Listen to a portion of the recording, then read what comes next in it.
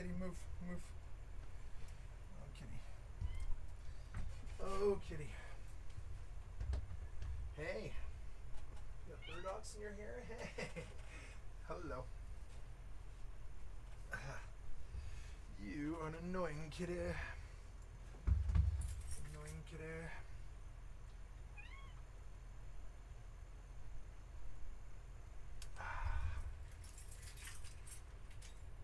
Yeah.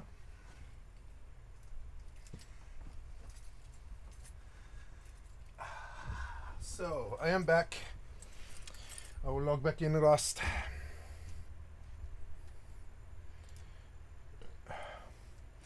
Hey kitty, you want to cuddle? Hey kitty. Hi kitty. Oh kitty, you lovely kitty. Oh, you wonderful kitty, you. I love you. You want some lap? Yeah, that's some good lap. It's some good lap, kitty.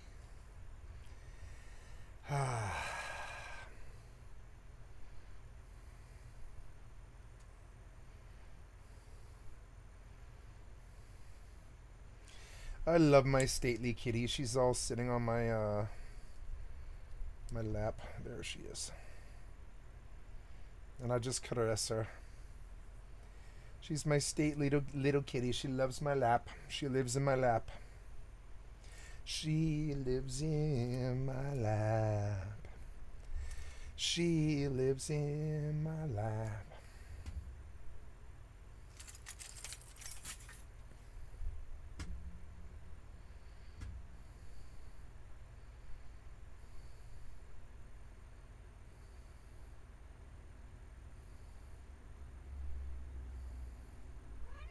Yeah, bram.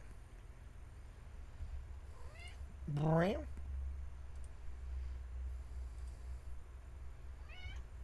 Bram. Bram.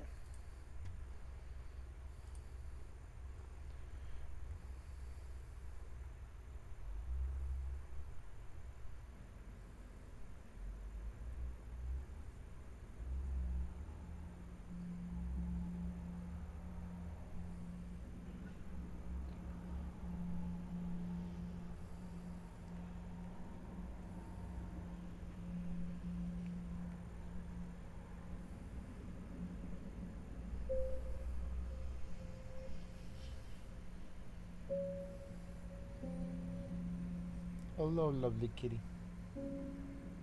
You are towering over me for some reason. Yep. Go sit on my lap. Yep. Lap's good. No, no stomach. Just lap. Yep. There we go. That's good. Good kitty.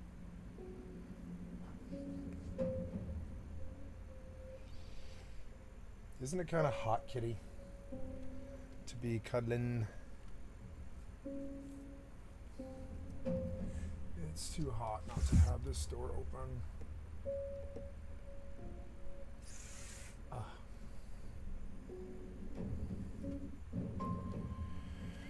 Hopefully my body's still there. I don't know.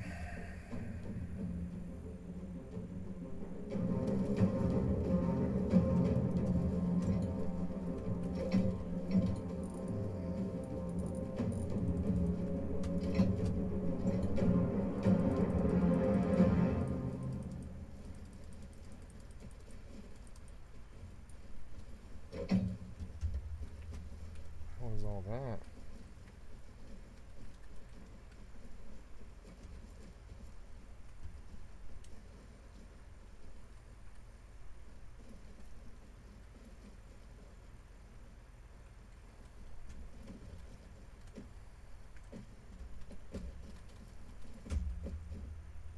There are zombies waiting outside and it's scary.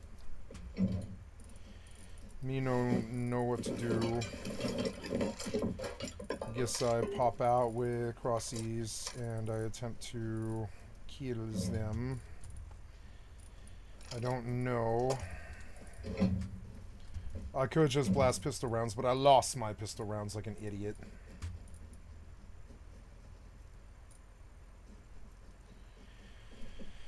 Yeah, it'd be nice if I had a better bow, so we'll do that.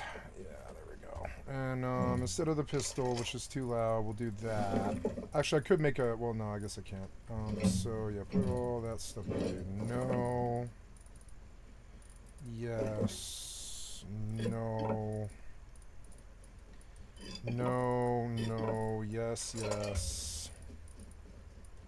No, yes. No, yes. Alright, we gotta kill these zombies, but I don't have any arrows. There's 29 bone arrows, that'll do. Hi guys, you're a pretty good, you know, door camper deterrent.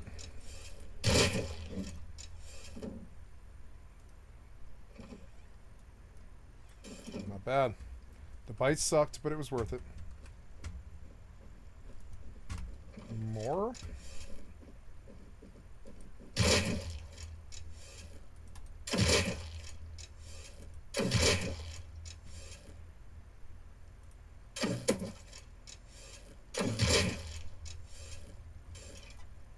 Caught a bite. Gotta reset.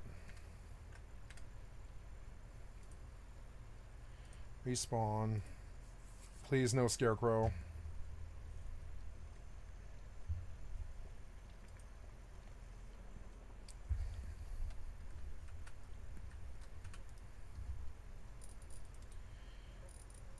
Crossy, crossy, crossy. Bow. Fancy, fancy, fancy. Not.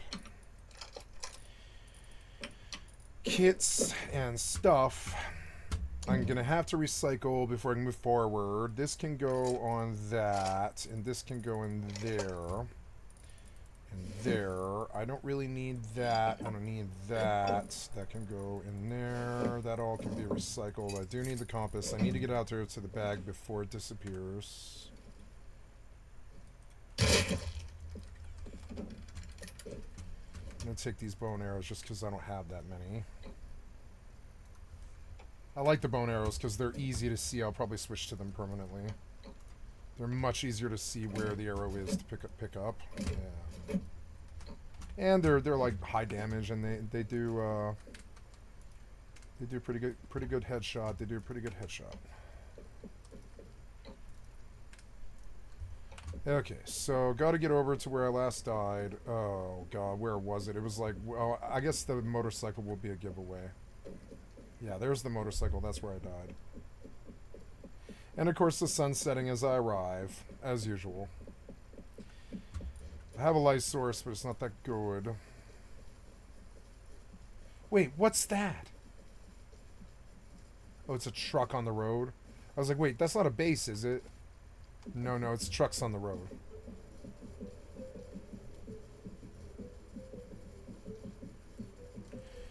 How's my hardcore character doing? Good. Let's kill this rock lizard.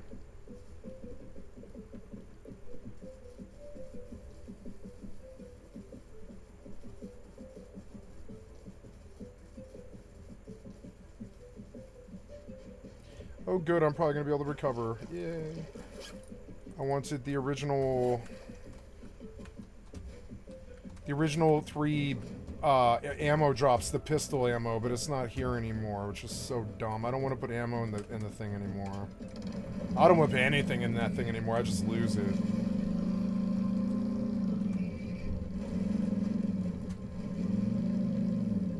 This is a good bike. She got me from dome to home.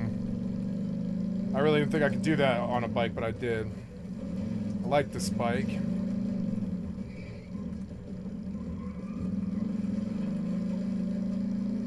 Gonna use her to recycle.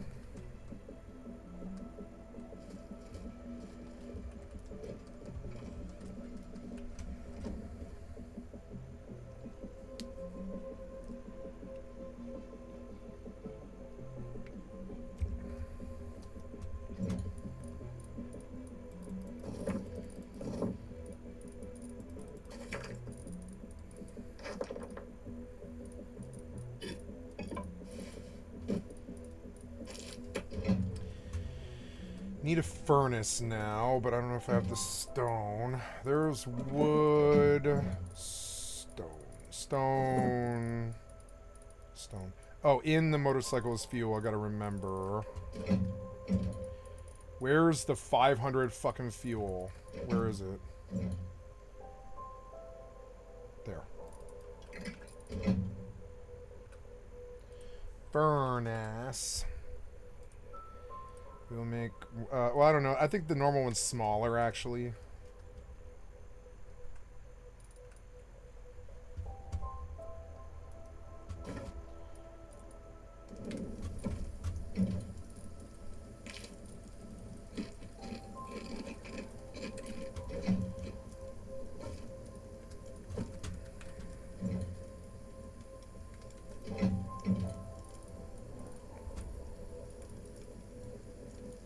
Don't need two crossbows. I'm going to leave one. Don't really need this or that. I wish I could put this on this, but I can't. Oh, wait. I guess you can. Oh, you can? You can. You can do that. Wow. I didn't know that. You can rug out the whole shelter and everything. I didn't know that. Wow. Well, cool. Can I get more comfort and stuff? Yeah, that'd be cool. So gotta put down the furnace. Nice, the furnace did fit though, which is really, really good. So what do we cook? We cook sulfur, I'm thinking first. Any sulfur I got? Yeah, like any sulfur, any metal. I don't think I've hit a metal node yet. So, oh no, there's some metal and sulfur.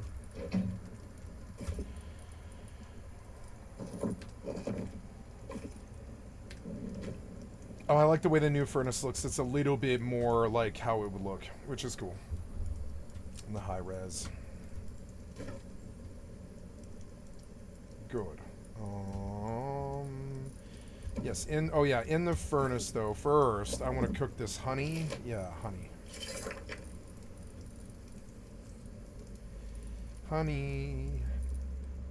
There we go. And then, nice. We got a nice 250 calories worth of food sitting there, so I don't have to worry. Put the metal back in. That should be good enough. Yep. All of that stuff goes away. Perhaps I should do a recycling run. This crossy's kind of shot. I'm going to move the this to this and just recycle the crossy. You. I don't think I really need all these individual kits. You. Yeah, recycle those for rope. I don't really need them.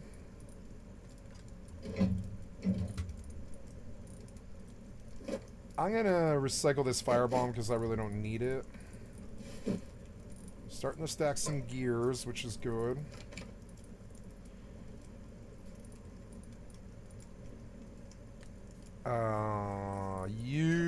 Let's see if I can put more rug on this thing. Oh, look, you can. You can put rug all over this thing, and you can block the windows. I didn't know that. I didn't know you could do this. That makes this a little bit more interesting to me. Like, they can't see in. They're like, what the fuck? What's in there? Yeah, make me, like, 4 rugs or whatever. 2, 3, 4. Rugs are a lot more tactically valuable than one might think. You, and you, and you, and you, and you, you. I think that's everything. Let's put... Oh no, the food needs to go away. Alright, I'm making like 5 rugs, so let's put that crap away, I guess. And like make me the rugs, I guess, yeah. So... Oh, I need a miner's helmet. Look at that. That's fucking awesome. I did not know you could do that. That's cool. I mean, these things are blocking it over. Oh, no, they aren't. Look.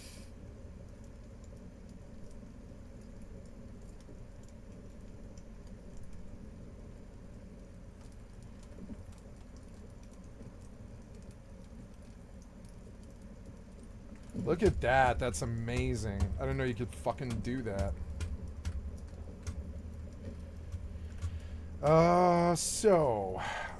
What about the roof? Can you do the roof? Oh, yeah, I already did the roof. So, yeah, we got a couple of rugs here. I guess I should learn the solar panel.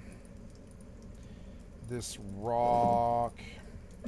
We could put that beehive down, get a beehive nucleus.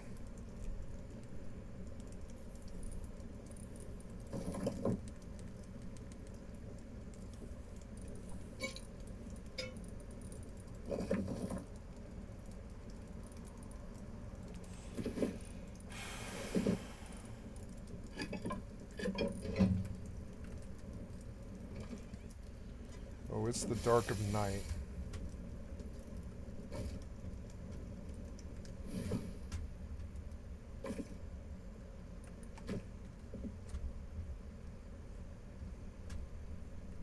I love my little shelter.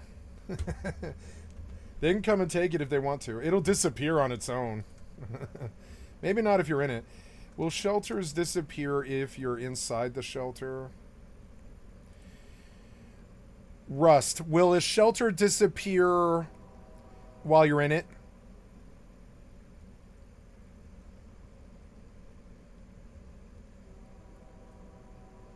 Oh, okay.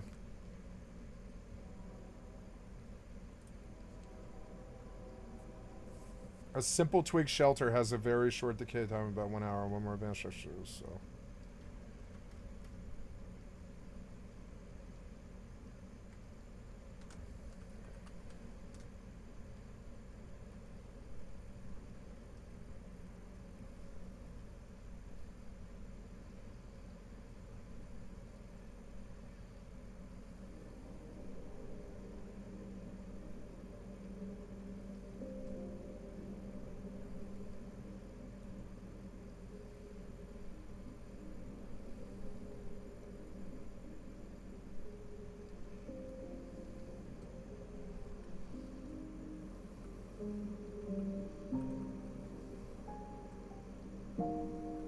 He didn't pay.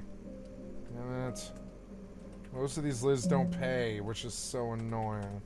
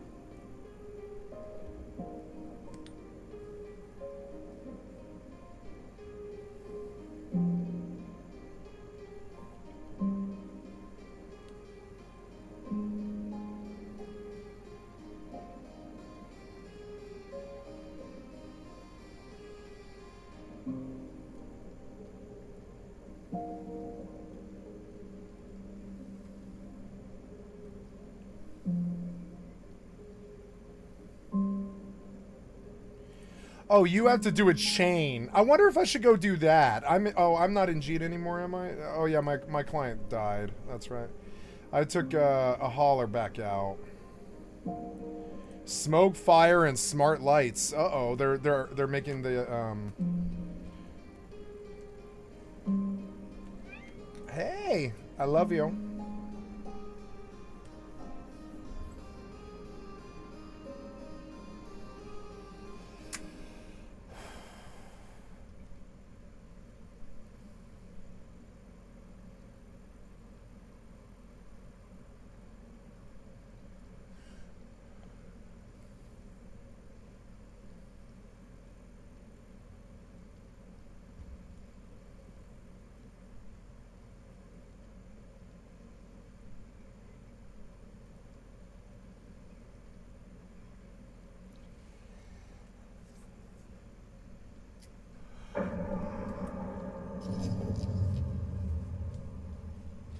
Oh, she's got a good bed. A good little bed for the kitty. You rock my world, queen.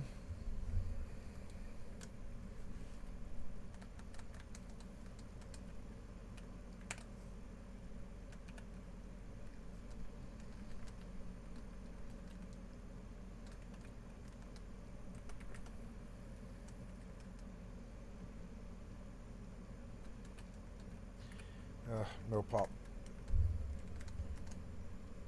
7 a.m.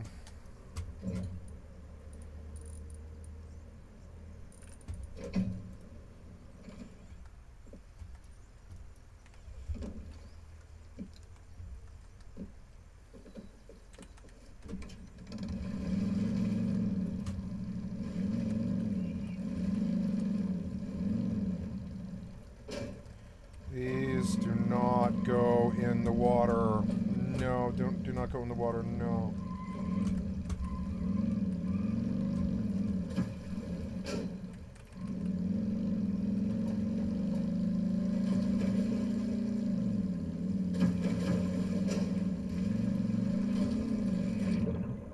Fuck.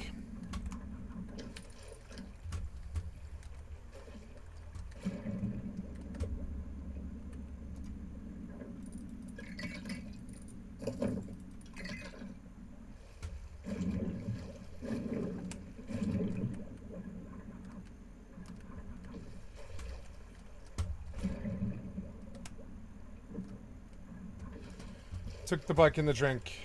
Oh well. Let's get another one.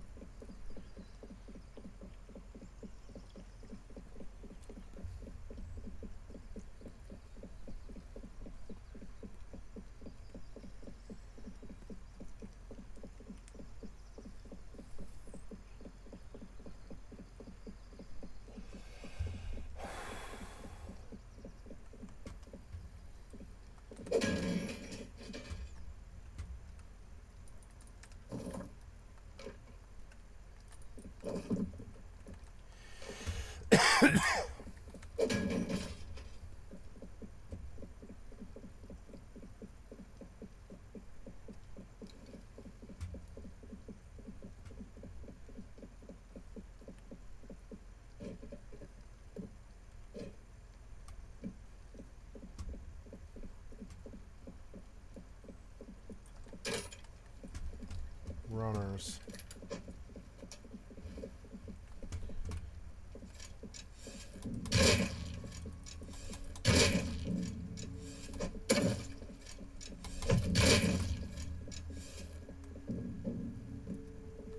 Didn't know there was a fucking little mound right there and I got fucked. Ugh.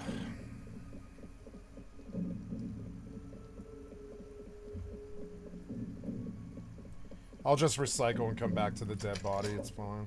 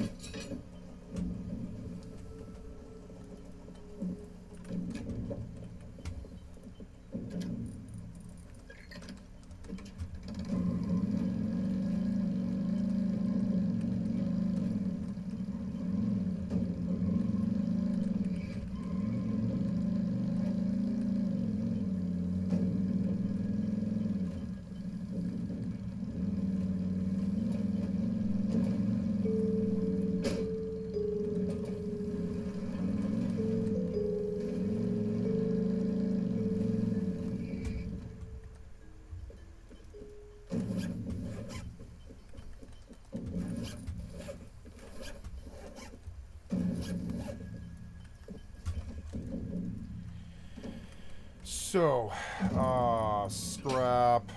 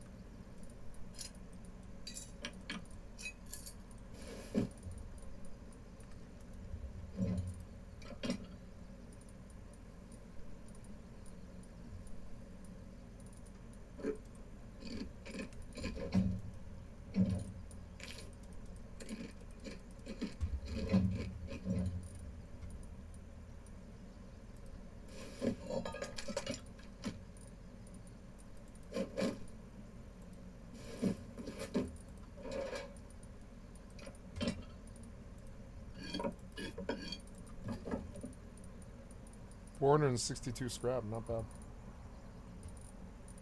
I should research.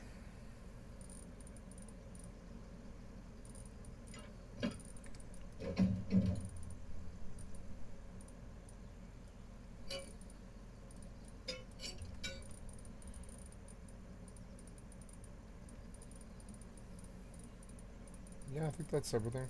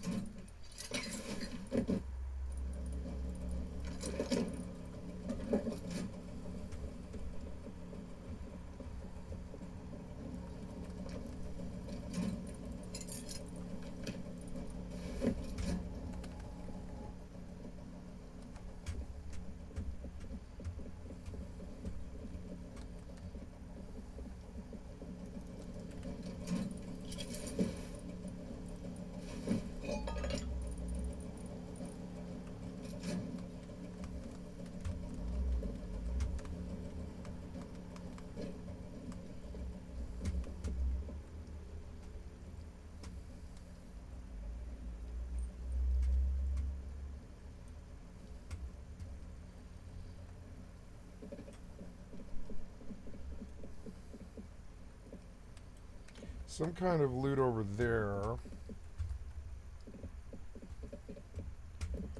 Maybe we should try to climb it.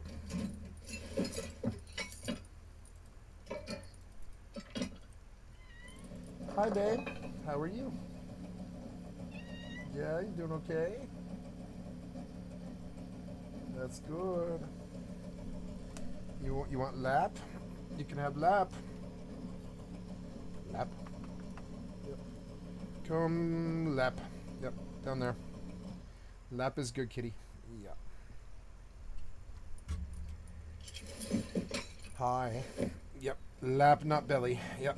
Lap. There we go. Lap. Yeah. Good kitty. Good kitty. Good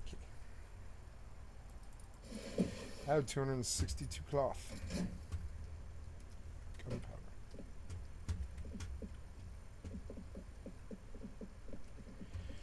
I can climb to the top of this building, and I can parachute down if I could get if I could get a parachute. Oh, I love this song. I fucking love this song.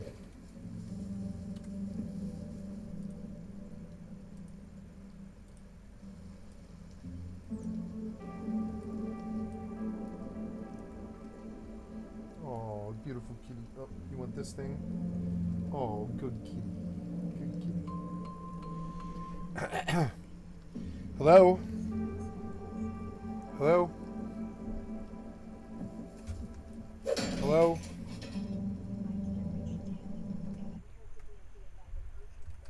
Oh, okay. You want me to go reach him? Yeah. Okay. Okay, no problem. All right. I'll call you back, okay? All right. Fuck, I have to get elevated. I mean, here should be safe. No, I want to get safety. And I can do that. 1 Mississippi, 2 Mississippi, 3 Mississippi, 4 Mississippi, 5 Mississippi, 6 Mississippi, 7 Mississippi, 8 Mississippi, 9 Mississippi, 10 Mississippi, 11 Mississippi, 12 Mississippi, 13 Mississippi, 14 Mississippi, 15 Mississippi, 16 Mississippi, 17 Mississippi, 18 Mississippi, 19 Mississippi, 20 Mississippi, 21 Mississippi, 22, 23. 30 seconds and I'm safe. And then I can leave. It's just as the good song came on. Whatever, as long as I'm fucking interrupted, that's what matters. I'll be right back, guys. I'm sorry. Oh, here we go.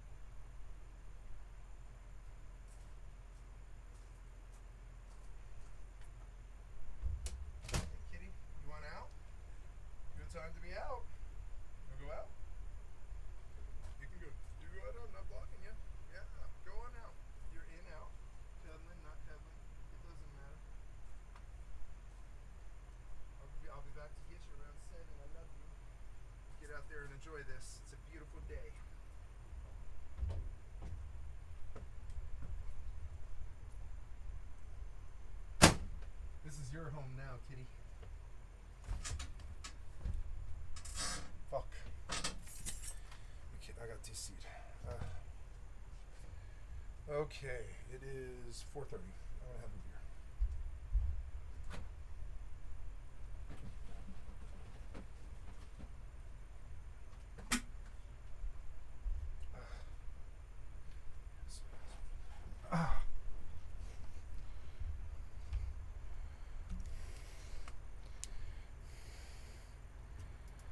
Okay, so sorry about that, guys. Had to take care of some stuff.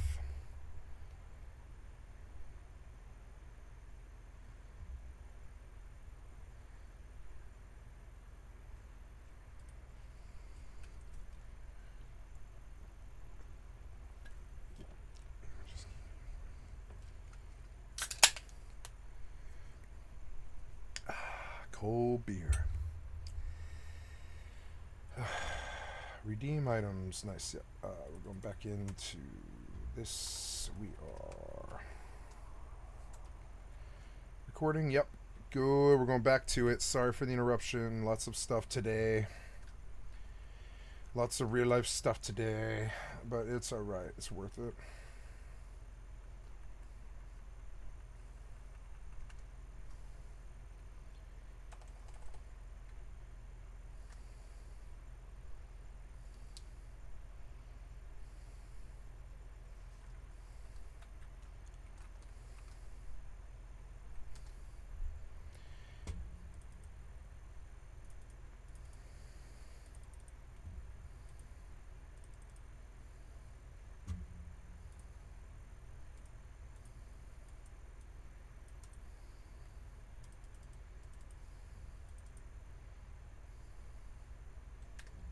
Oh, I'm muted. Oops. There we go.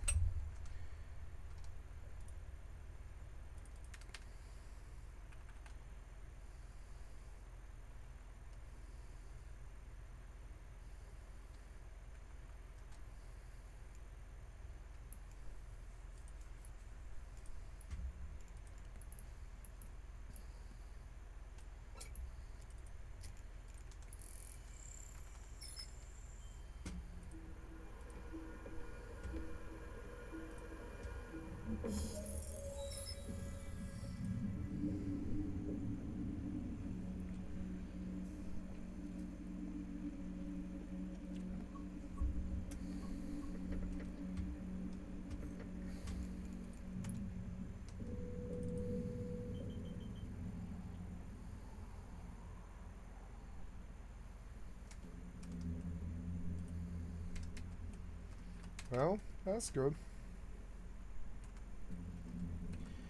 I'll be getting towards it. Yeah, 200, and I'm at level 15. I can leave this zone, and I can turn the sound back on because the stupid-ass fireworks won't be running in Lefay's Meadow, or not Lefay's, what's it called? Lothane, or not Lothane, but Kronstadt Highlands. Fuck. I guess that was the lizard that gives XP, huh? Yeah. Well, like 5 more, and I should have a level, and then I can leave, which is awesome. My signet war.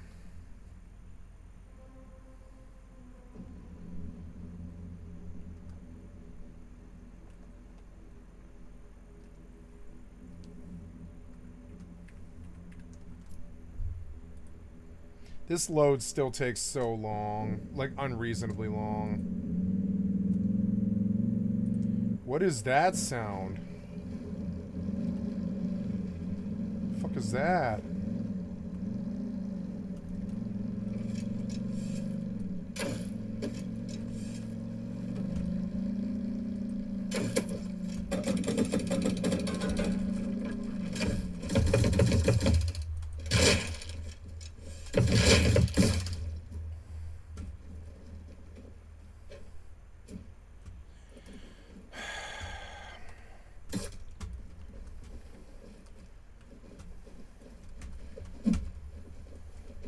What's up, you little shitheads? You suck 50 billion bags of dicks like usual, huh? Look at you run. Get headshot twice, little bitch.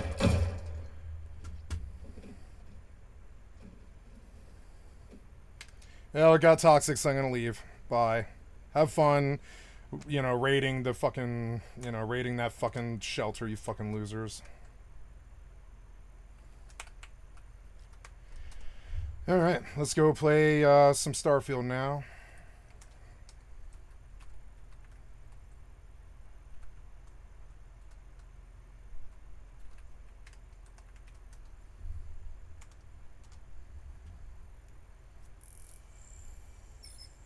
Don't know why I crossbowed that guy twice in the fucking head.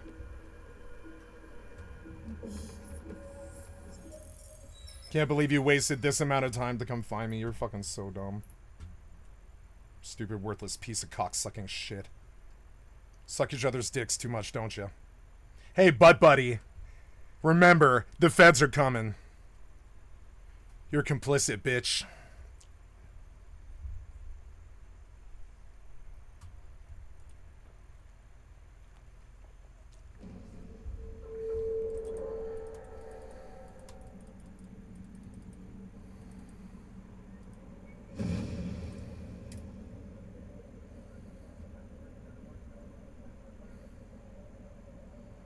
How many times did I shoot that guy with a crossbow? Was it 4? Fucking hacking piece of shit.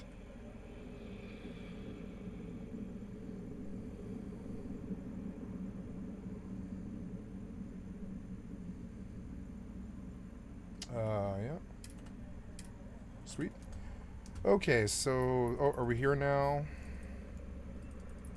Oh, no. We haven't left yet, huh? Oh, yeah, he's coming.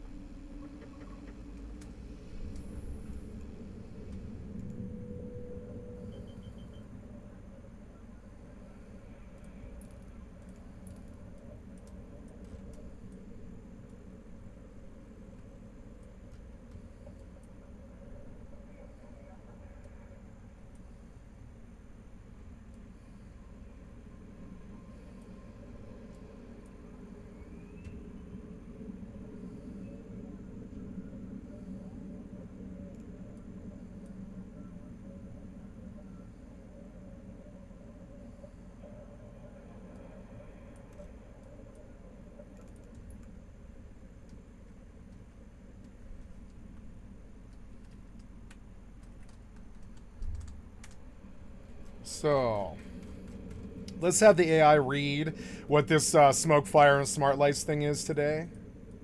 Hells yeah.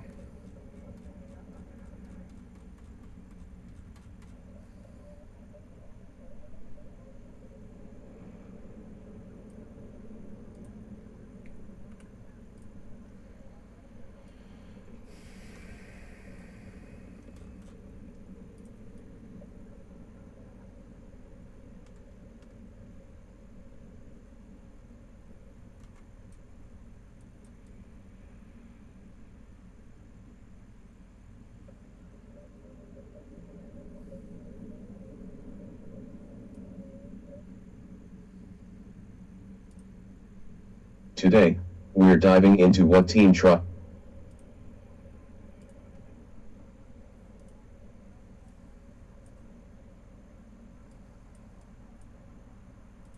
Read Aloud is a Chrome and Firefox extension that uses Read Aloud is a Chrome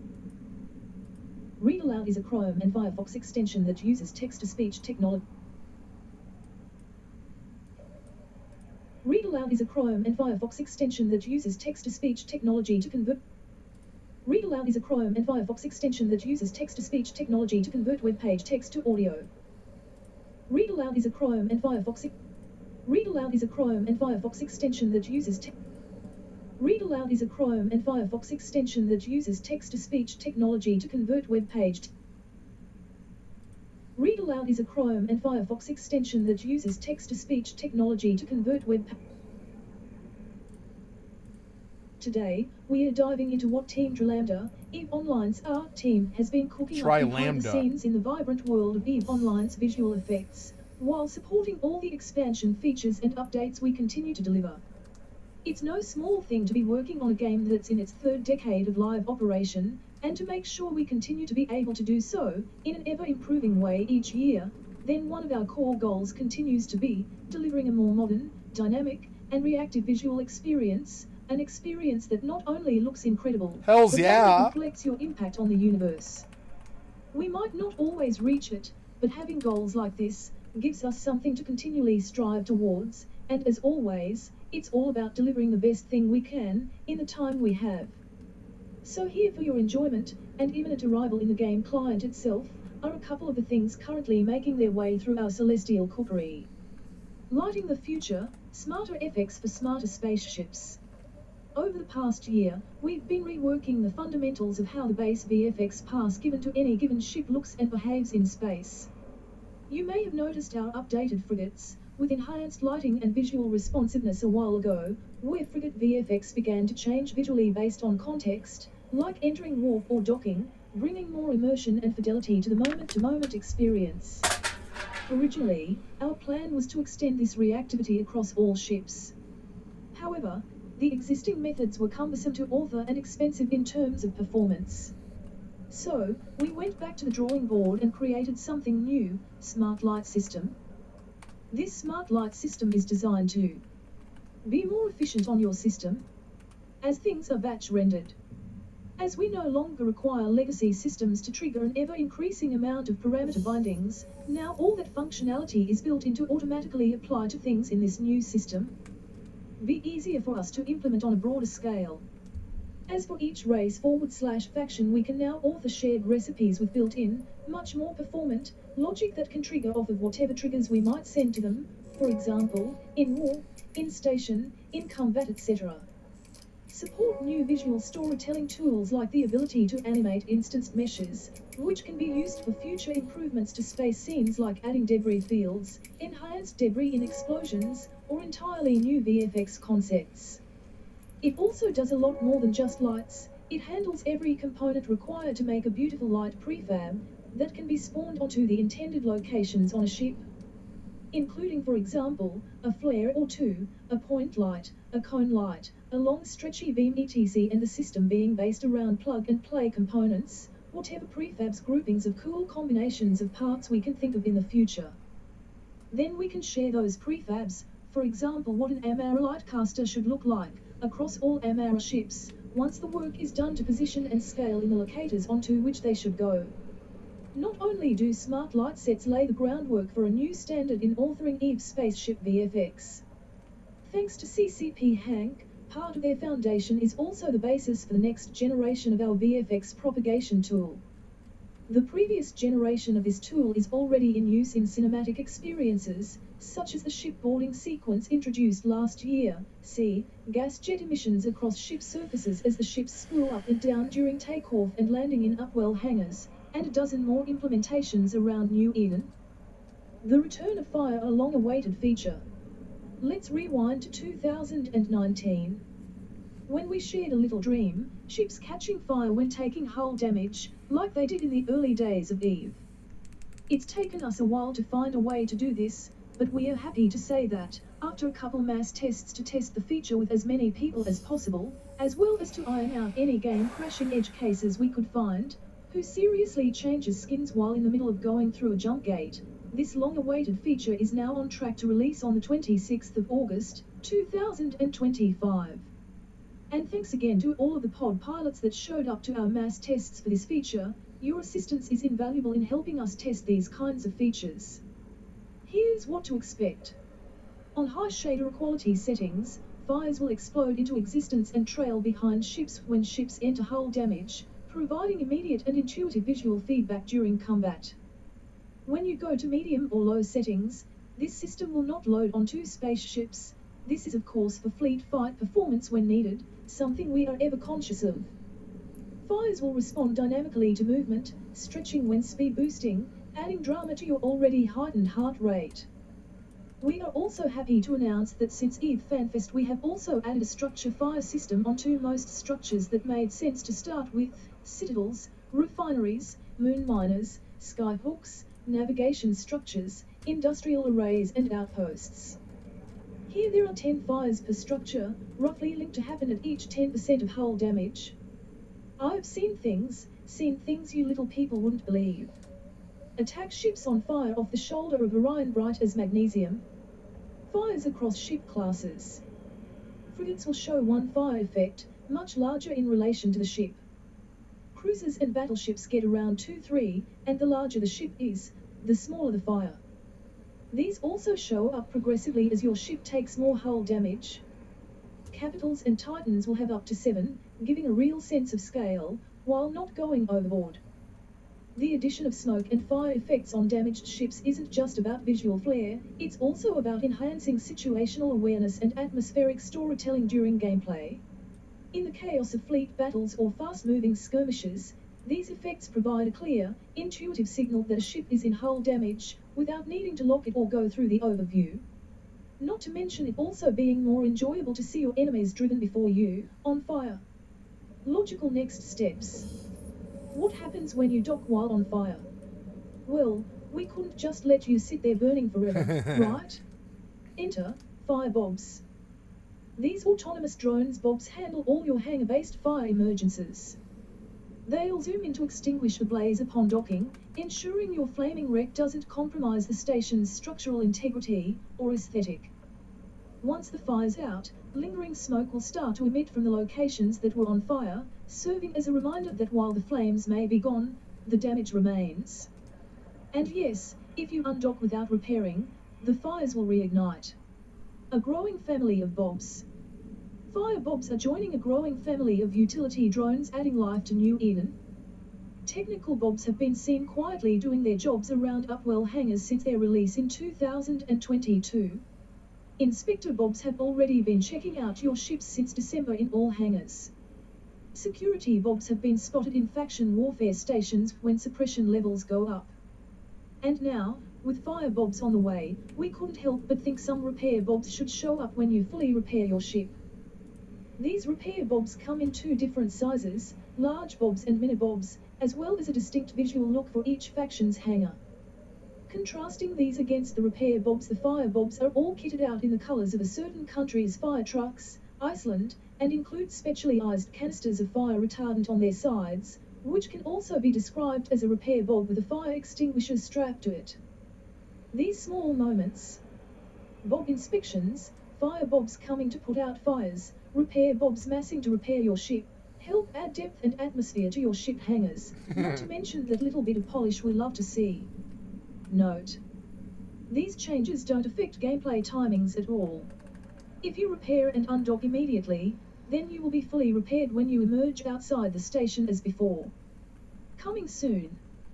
This next visual update is scheduled for release on the 26th of August, 2025, as part of the Legion expansion era. It includes the smoke and fire system for ships in hull damage, the smoke and fire system for player-owned structures in hull damage, the introduction of fire and repair bobs to all hangars, the first batch of ships equipped with smart light sets. We're excited to bring this new layer of immersion to EVE Online and look forward to seeing your ship battle-scarred, smoldering or still on fire and alive and kicking in the depths of space. Fly safe, or don't, those fires aren't going to burn themselves.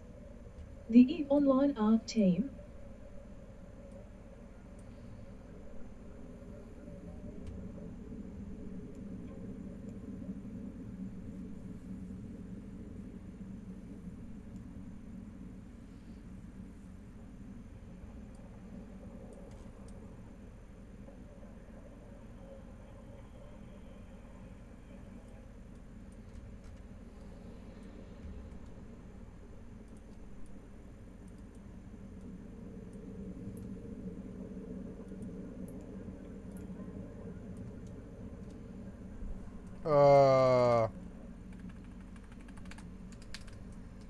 For some reason, I didn't attack. I almost died. Thank God I looked. Oh, good. Starfield time. A good place where there isn't toxic piece of shit born losers who spend 4 years of their fucking life wasting their fucking lives away. That's all their worthless lives are for. They just waste their lives away trying to harass some stranger. Because they're fucking born losers.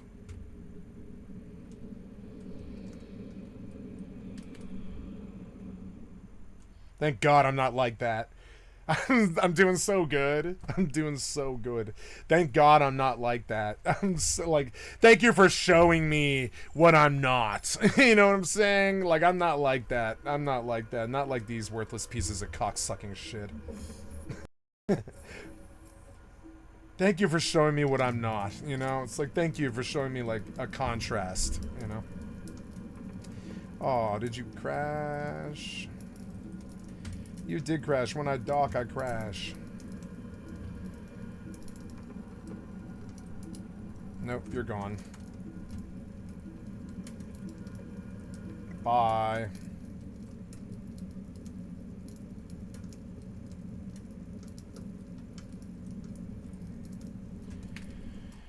Okay, let's turn on some music and play some Starfield. Oh, yeah.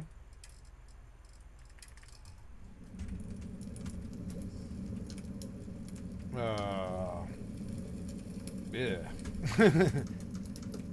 Oh, yeah. Didn't I pick up, like, a whole bunch more devices or whatever? Let's see. I think I did. Last night, I think I picked up some devices, didn't I? I think I did. Aurora sample, Draconite bonsai. Oh, yeah, that was the exotic, crazy bonsai thingy. Let's see how big it is.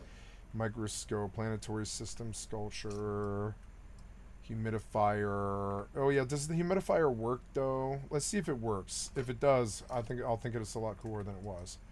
Tablet, vase, white. Now, I turned on the music, but the music's not on? Or, I mean, I don't know. Yes, I did.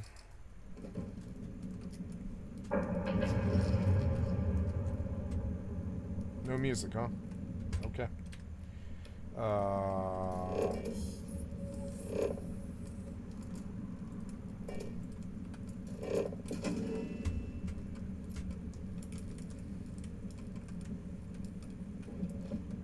Oh, it does move. It moves? Oh, wow. Can I put it right there?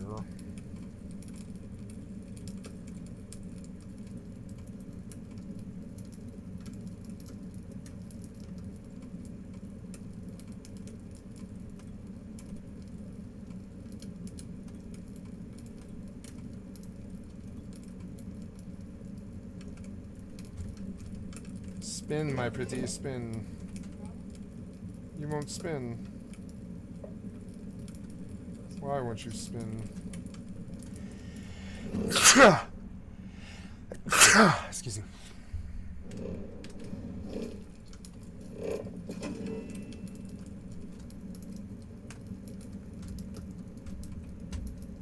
Thank God I'm not like those worthless pieces of shit.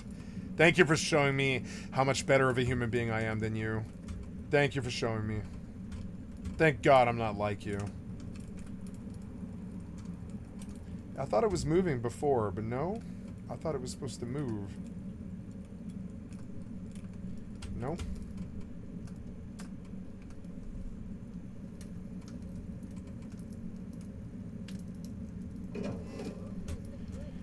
Yeah, I don't like it.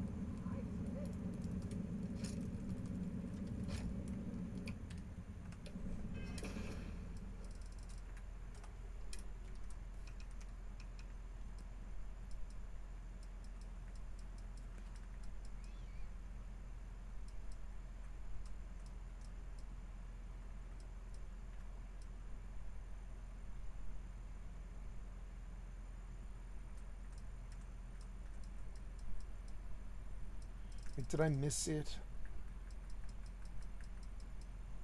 Potted Wordle Pod. Oh, yeah.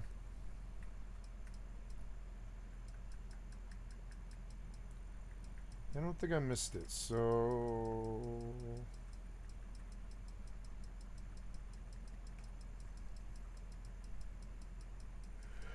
Yeah, I guess I didn't pick any up. That's okay. Okay, so what is it that we're doing? We're going to Surgical Strife, go to Sakharov.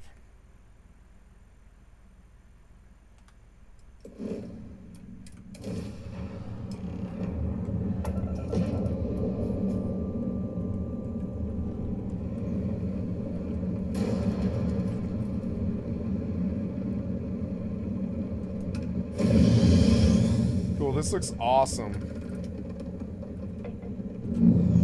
Cool, Eklund's site. What the fuck is that?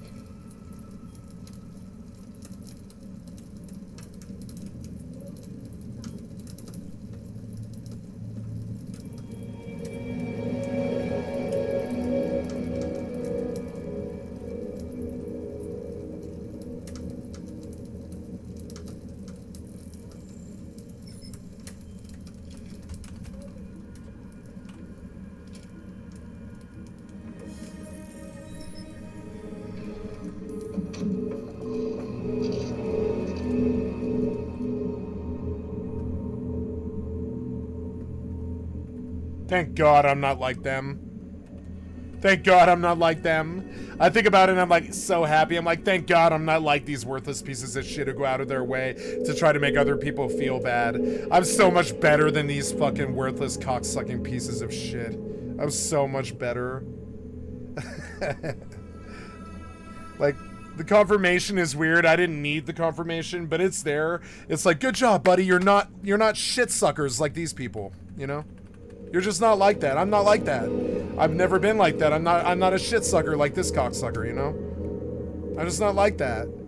I'm so much better than them. It's so fucking awesome. Like, they have to show me all the time. They're like, oh, here, I'm gonna show you that I'm better than you. And it's like, and it's like, yeah, I am better than you. Yeah.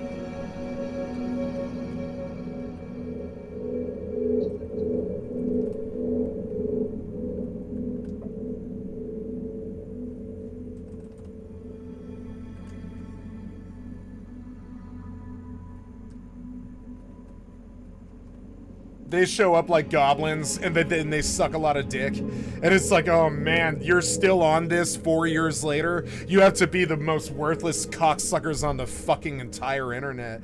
You're still on this 4 years later? I forget that it even exists sometimes. Incoming emote. It is like, Jesus Christ. Oxmon.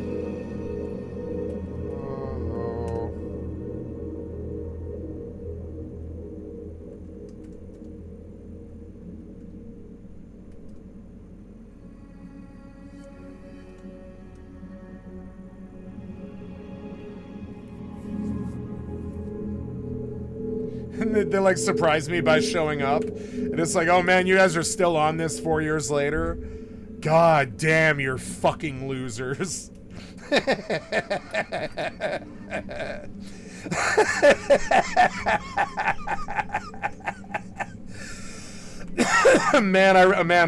must really have a boner for me, huh? God damn, 4 years later and you're still on this shit? Yeah, fucking man. I'm sorry. I'm sorry. You know, it's like, I know you can't quit me. I know you can't quit me. I know you'll never quit me. You're that hooked on my penis. It's Jesus Christ. 4 years later and you're still sucking on my dick, Jesus Christ. And it's like, you will never quit me. I know you'll never quit me. I got deep, deep, deep in this nerd's head. Really deep in this fucking nerd's head, and I lived there rent-free for 4 fucking years. I forget that he exists for large quadrants of the time. Until he shows up, and I realize that there's still some goblin that's obsessed with me. And it's just like, fucking suck a dick, you worthless piece of shit goblin. 4 years later, Jesus Christ, every time you show up, it's even more cringe. It's like, oh man, 4 years later, he's still cringe-lording. They're like the skibbity toilet piece of shit that he actually is. Too many dicks in his mouth. What can I say?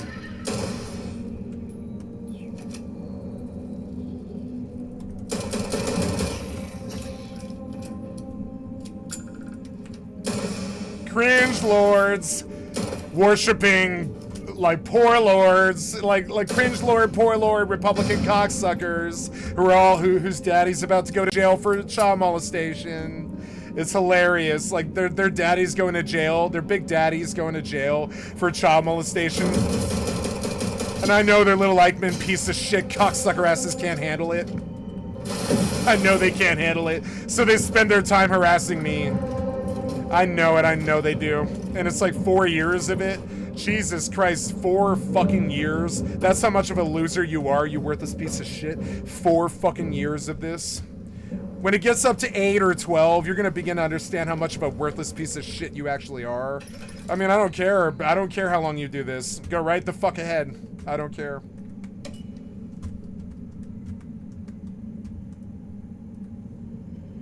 Nothing? Oh, so I should go down there.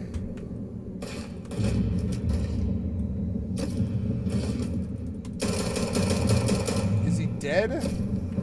He disappeared. No, he's right there. How? How did you kill me? How? I shot that robot, goddamn, like 40 times. Why didn't he die? Alright, try again.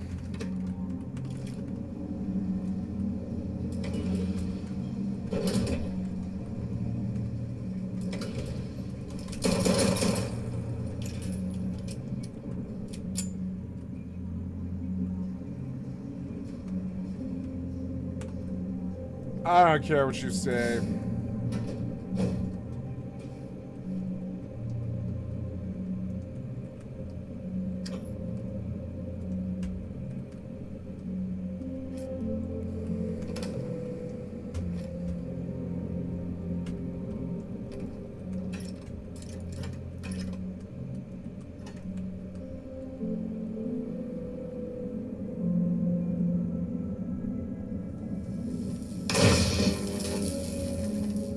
I got men who can't quit me.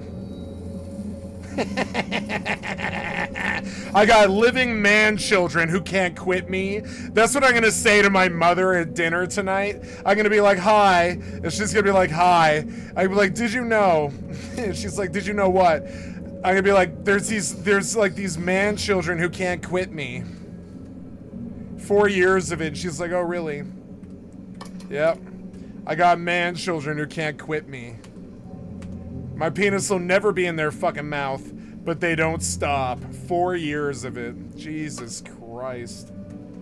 I know you can't quit me. I know it's a weird sickness you've got in your worthless piece of shit head. And your fucking worthless piece of shit heart filled with excrement, you know?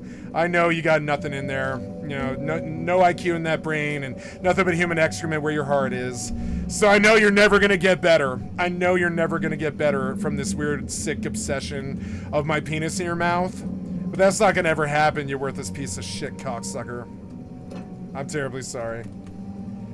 I got grown man children problems and they can't quit me. I'm gonna tell my mother at dinner tonight, I'm gonna be like, man, I got these grown man children, they can't quit me.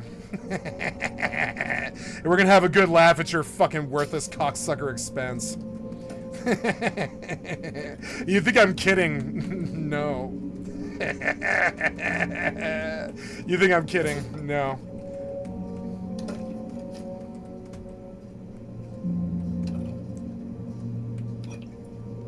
I've got men who just can't quit me.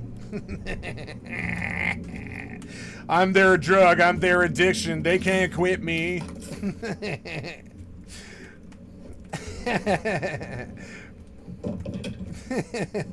4 years of it, man. Jesus Christ, man.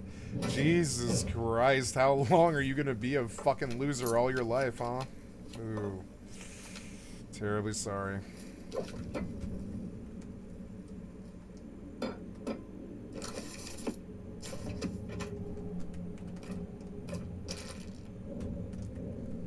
Oh man, better go spend my entire life fucking like hating on someone else. I better go waste my life away hating on someone else rather than living my own life. That seems like a good plan. Oh man, everyone will respect me when I do that. Everybody will look like, oh my god, that troll's so awesome. I don't know. Is this in or out? I don't know. Can I go in? What happens if I do that? Oh god. Wait, what?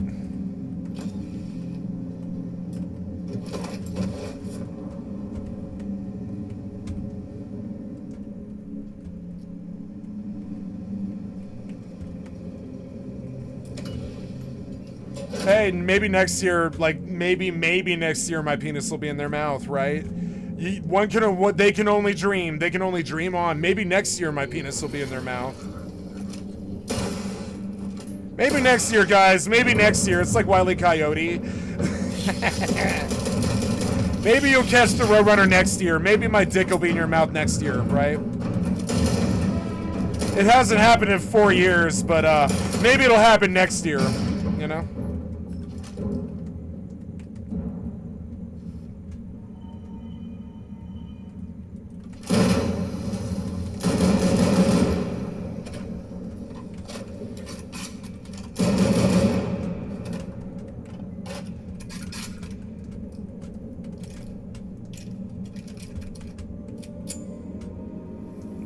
Maybe I better do a group thingy.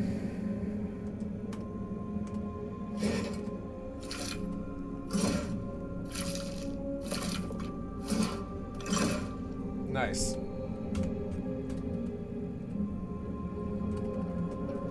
Okay, now we're back here again. I'm not gonna die this time. I still don't fucking see anyone.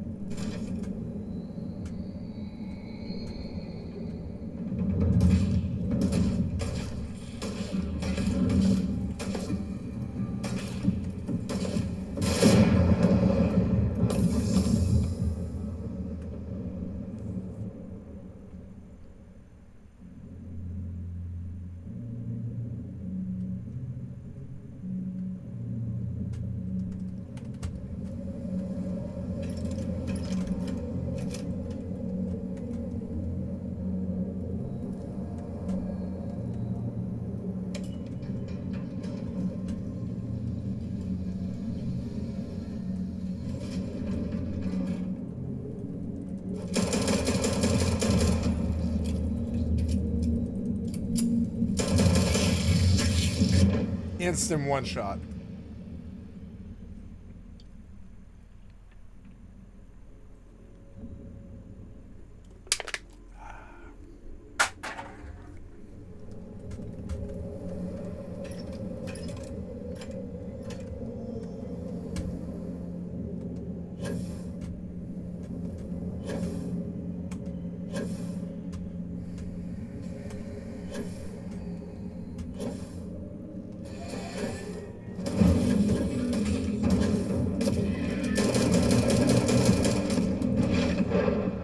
Instant one shot.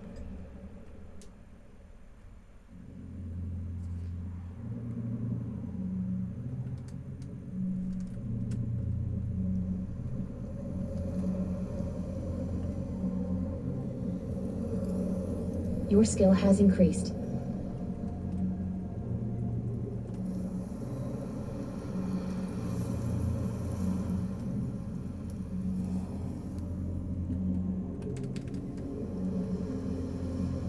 So I can skill up on 2 weeks, which is interesting.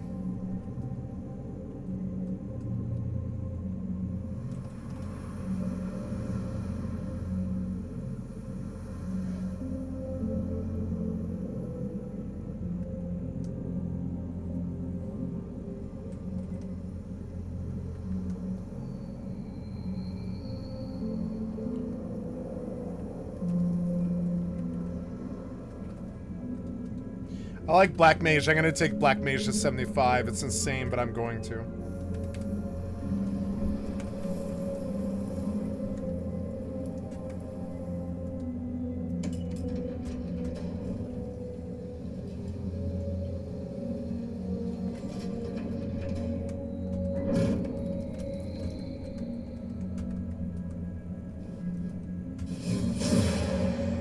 Oh, cool. I forgot I had this.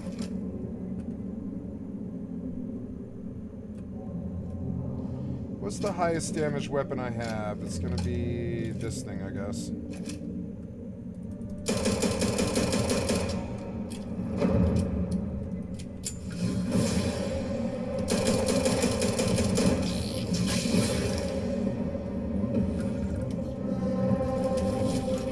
Cool.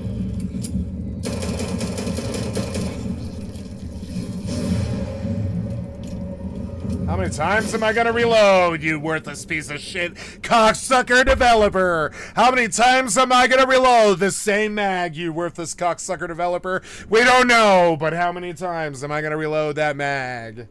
We don't know. We don't know.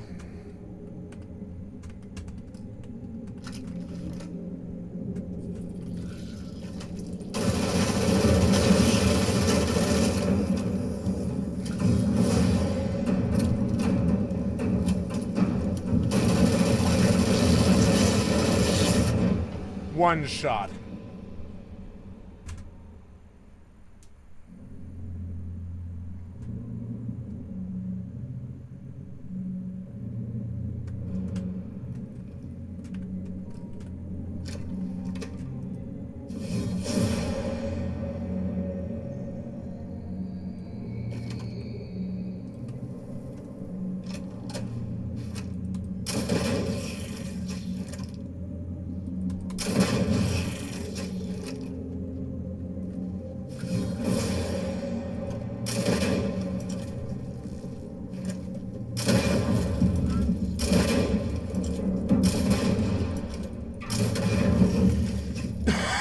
Fucking shard hoppers.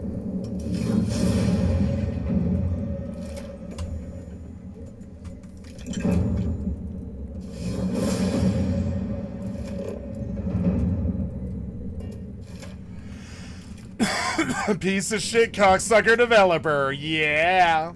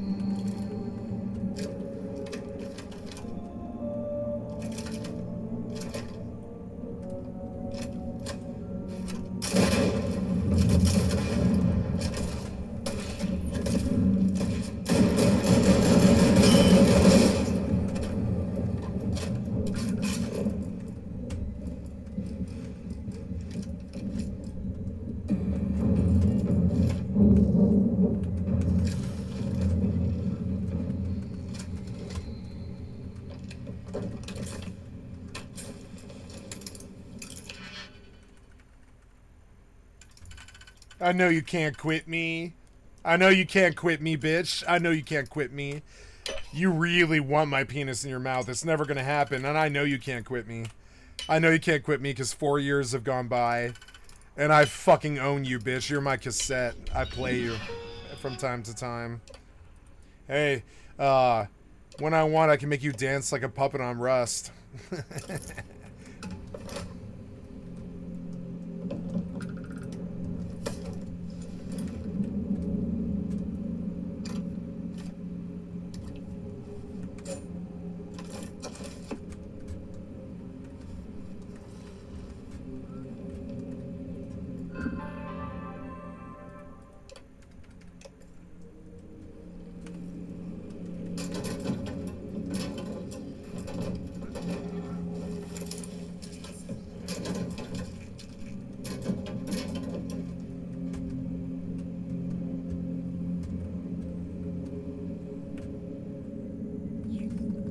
I know you can't quit me.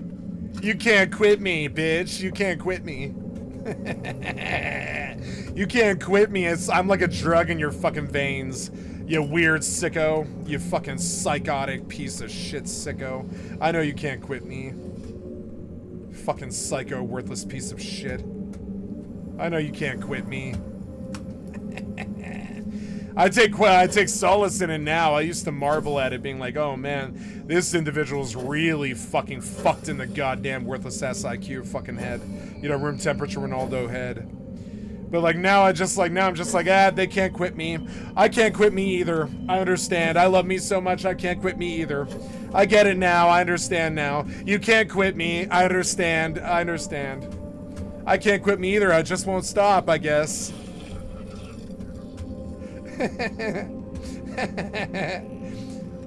I wouldn't quit me either. I get it. I get it. I get it. I get it now. I love me too. I understand. I love me too.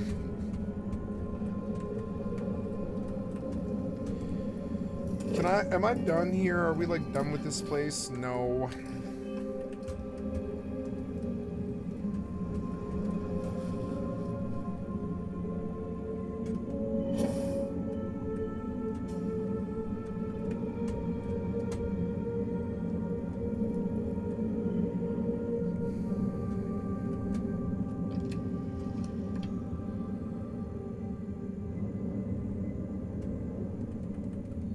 Oh my god, it goes deeper.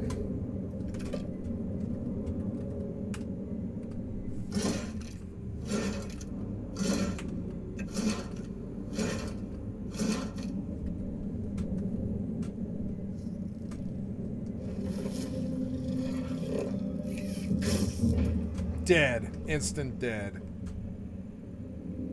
Why, Bethesda? Why? Because you suck so much dick? I guess so.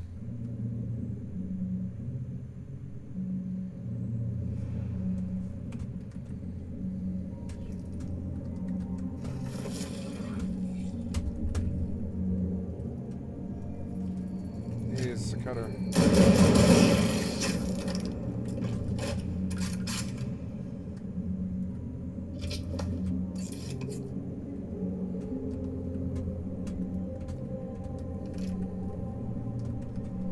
Why, Bethesda? Why, oh why, Bethesda? Why?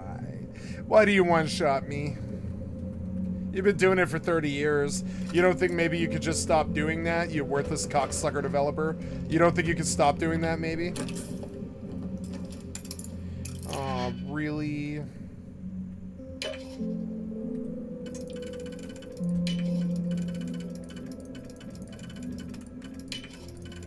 Why, oh why, Bethesda? Why?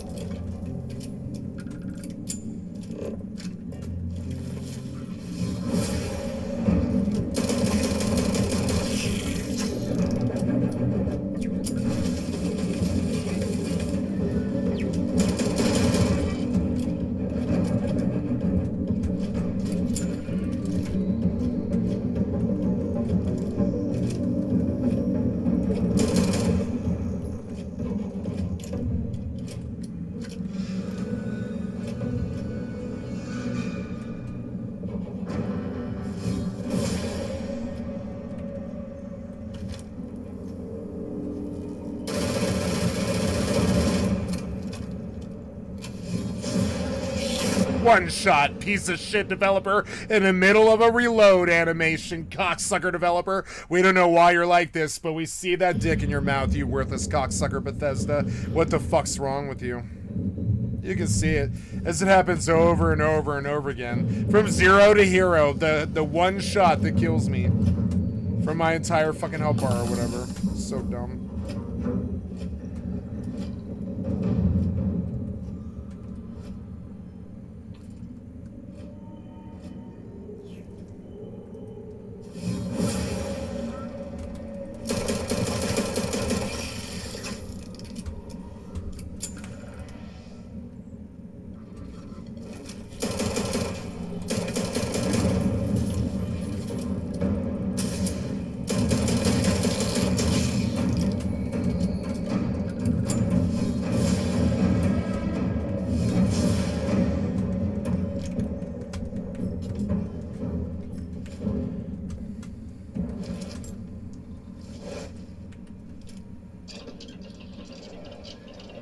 Ooh, it's Friday night. I should go up under Starfield when I get back from dinner.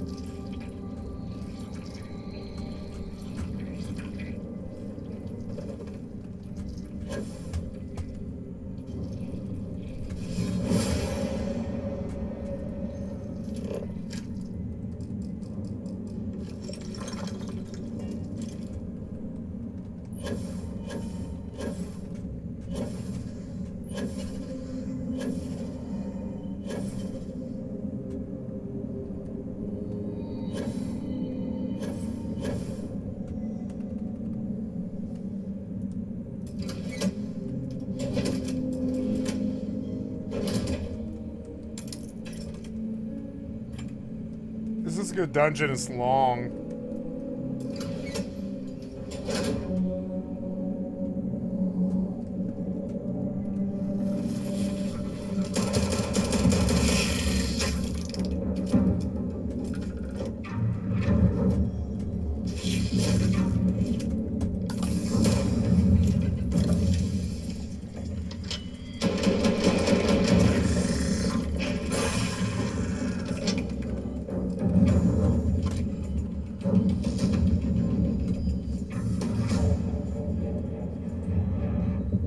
Almost there.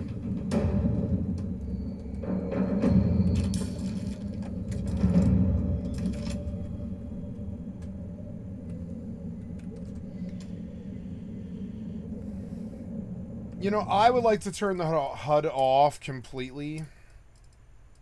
Can I do that? I don't think I need to. I want the HUD opacity at 0.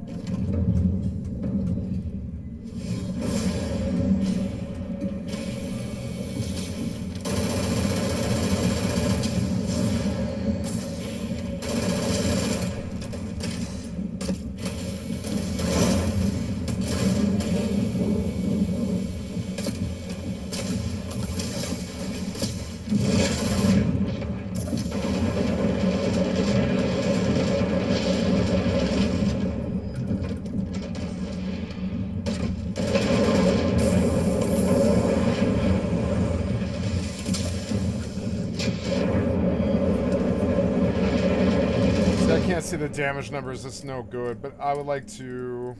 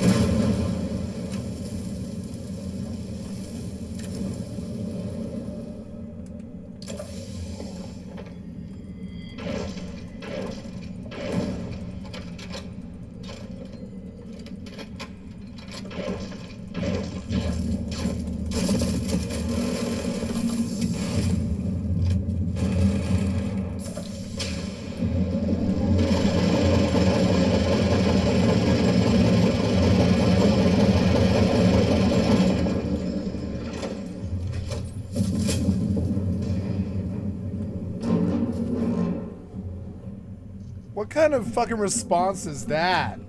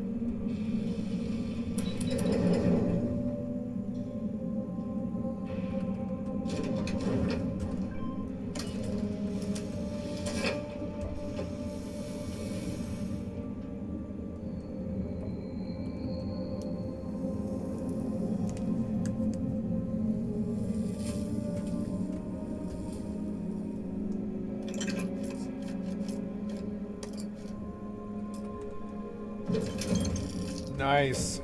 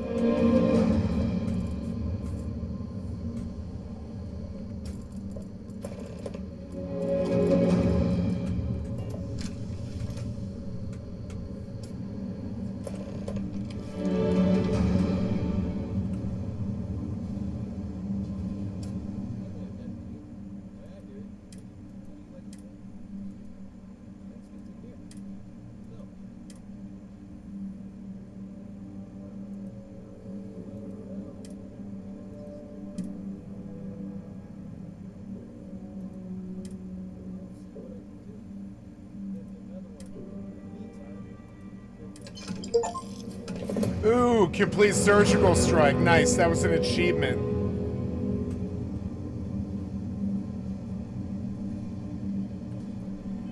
Nice.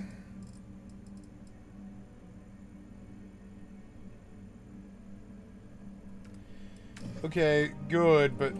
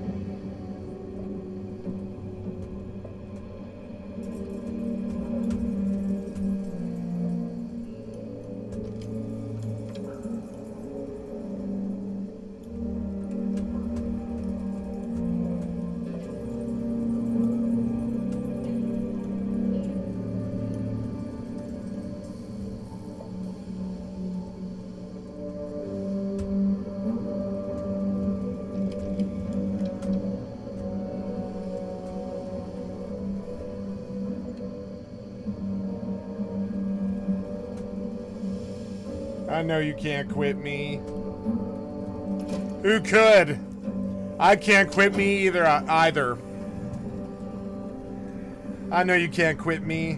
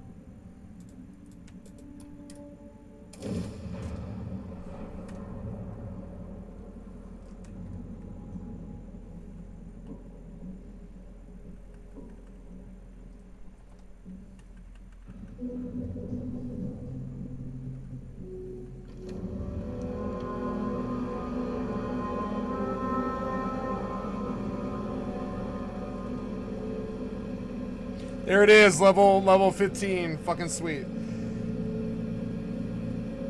I'm gonna turn the sound on now. Well, I'm gonna turn the sound on now.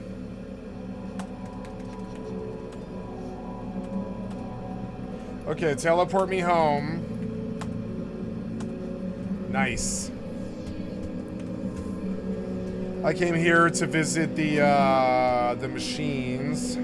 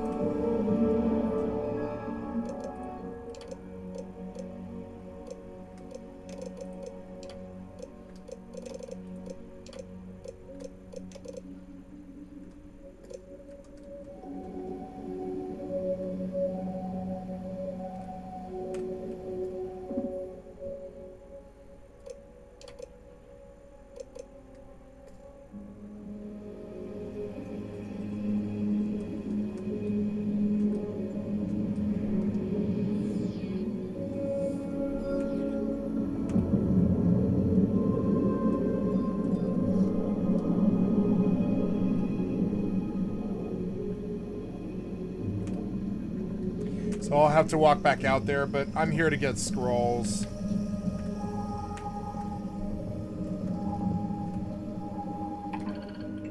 Nice.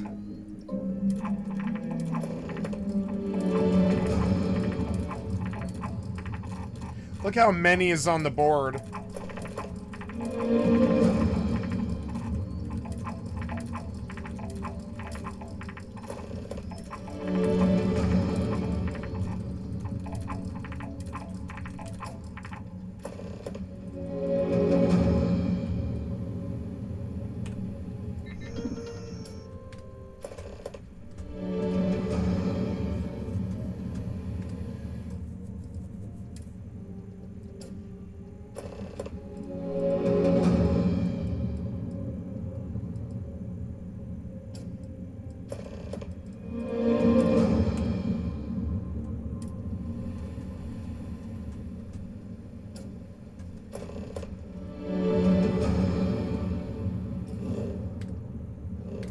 Now to Volai to go to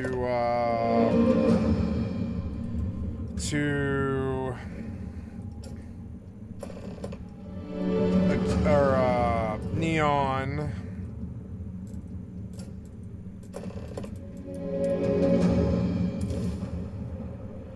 Oh, I hurt my foot today.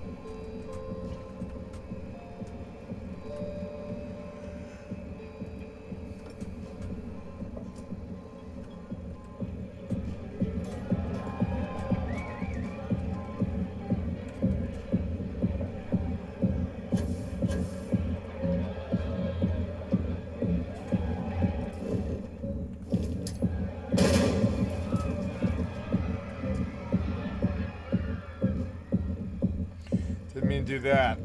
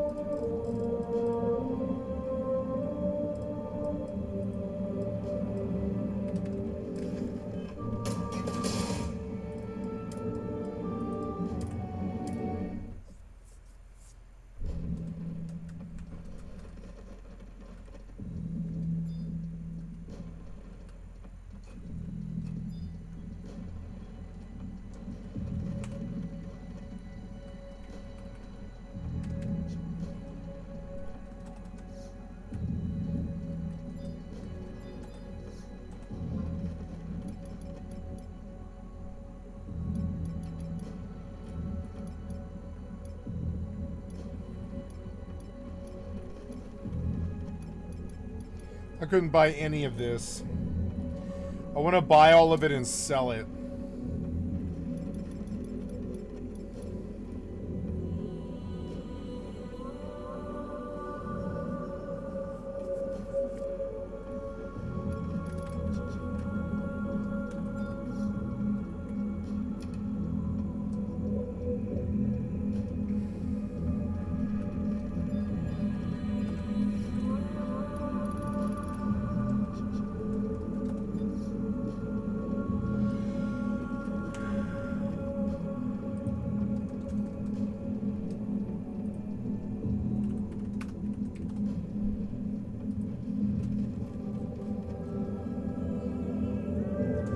I get stone gaw.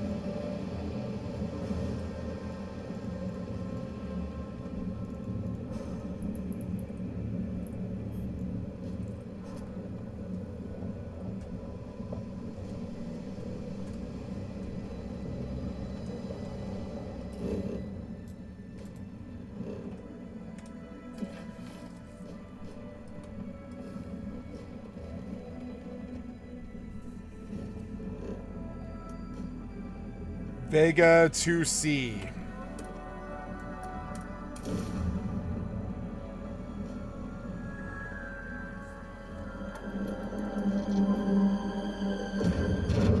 Watchtower.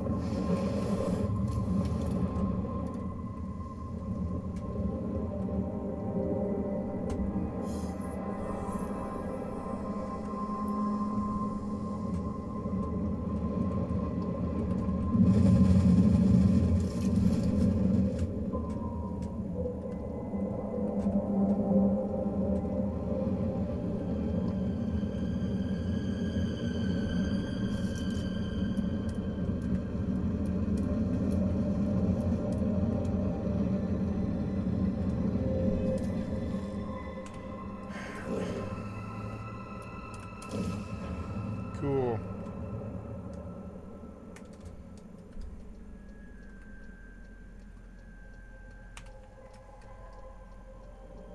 I have 25 beasts and seals.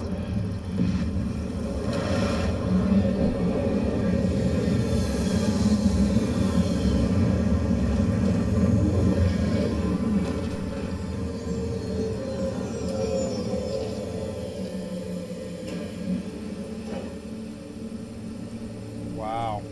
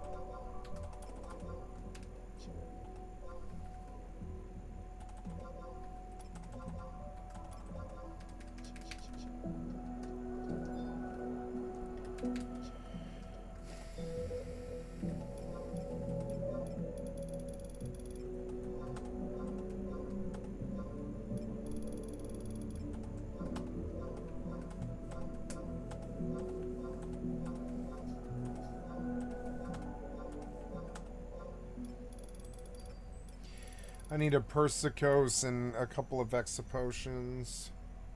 2 Persicos, 2 X potions.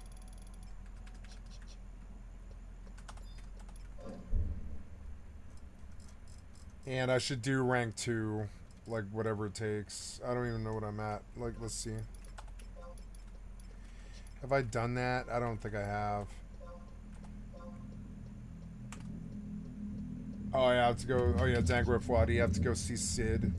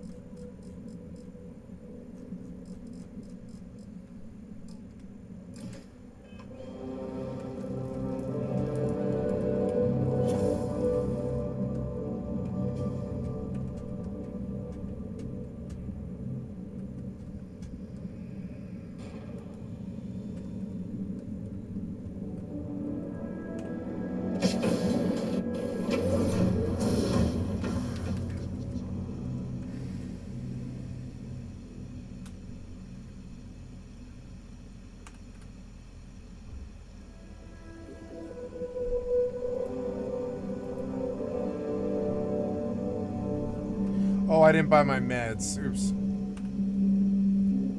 Then I've got to run all the way out there to Kronstadt.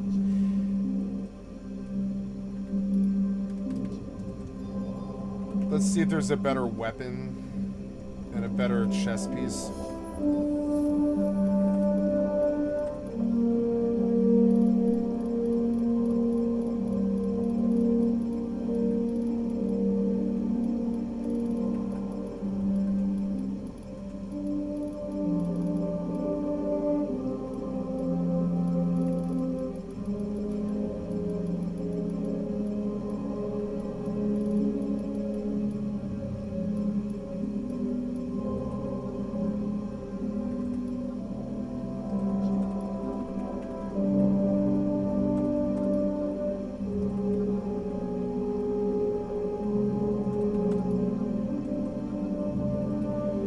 How high do I have to go? 17. Not bad.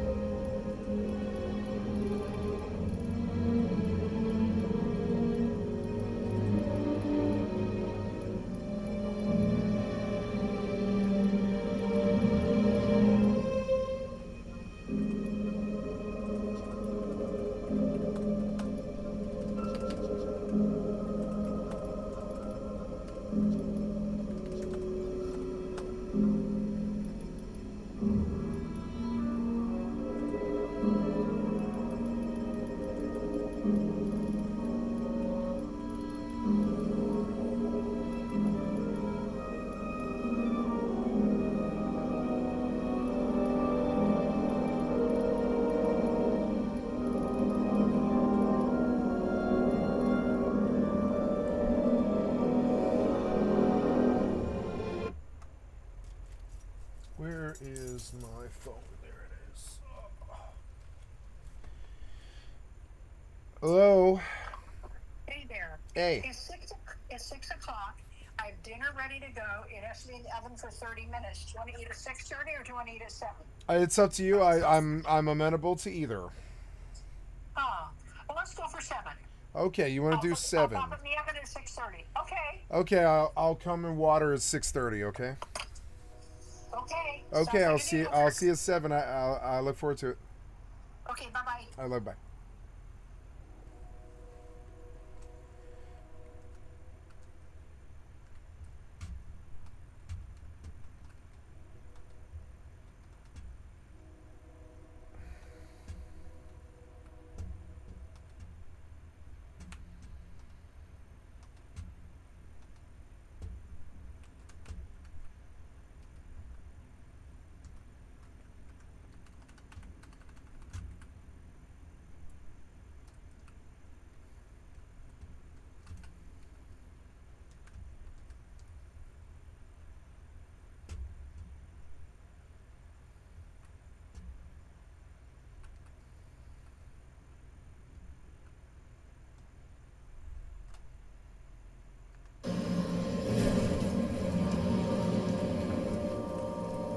Flocking slot.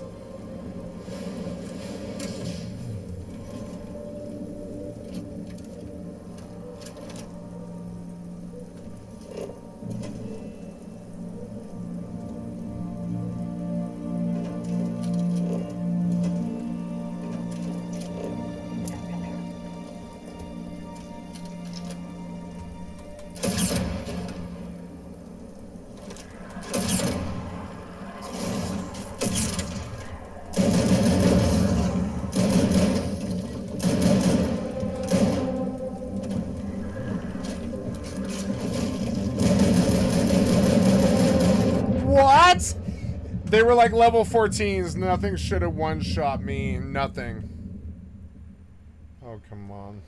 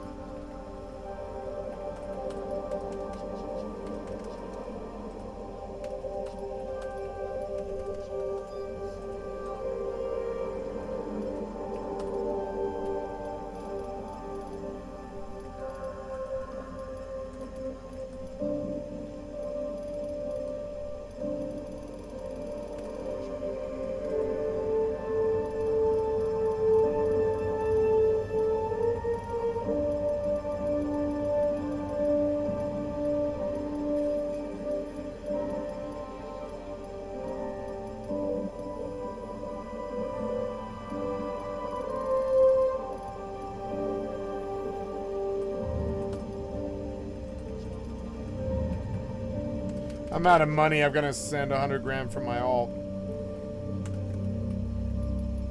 But I got better earrings, which is good.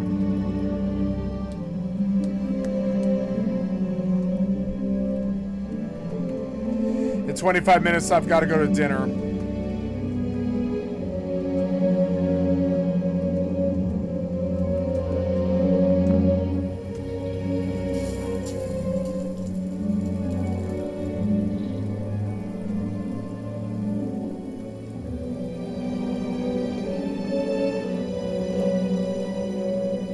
Flocking sloth grazer.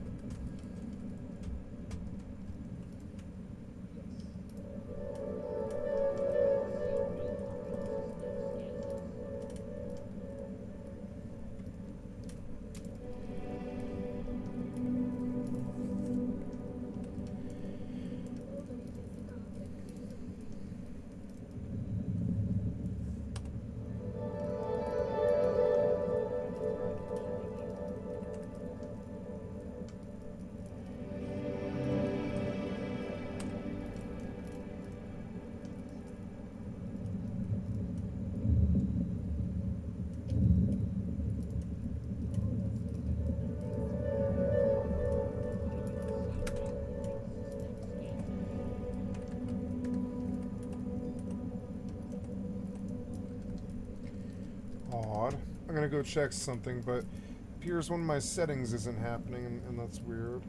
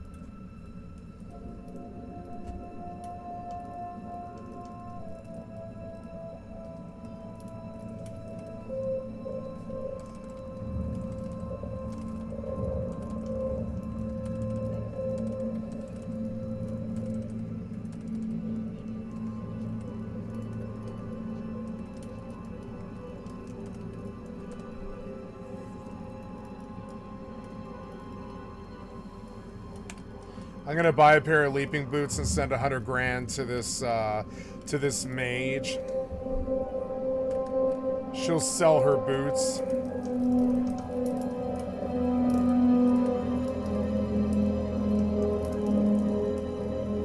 Or I don't know, maybe Black Mage can't wear the boots. I actually don't know.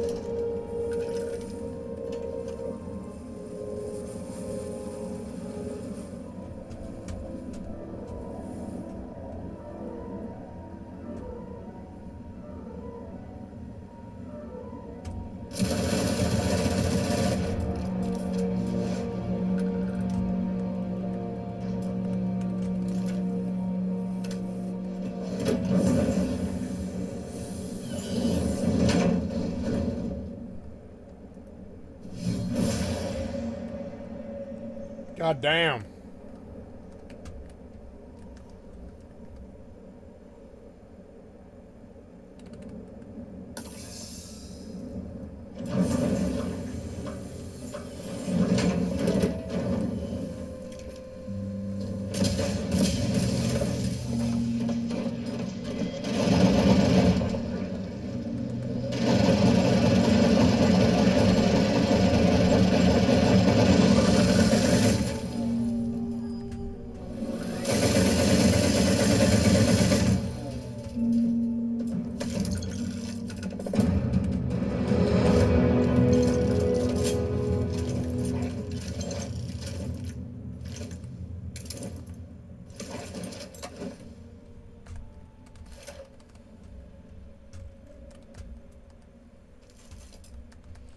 Cool, I like this mission. It was fast, it was sweet, it was short.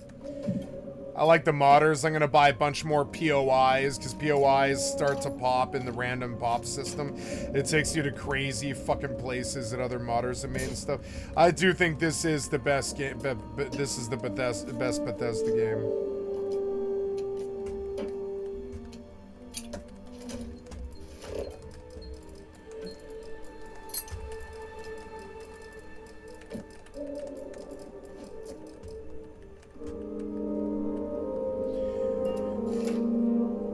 I'm gonna get a beer and piss. I'll be right back.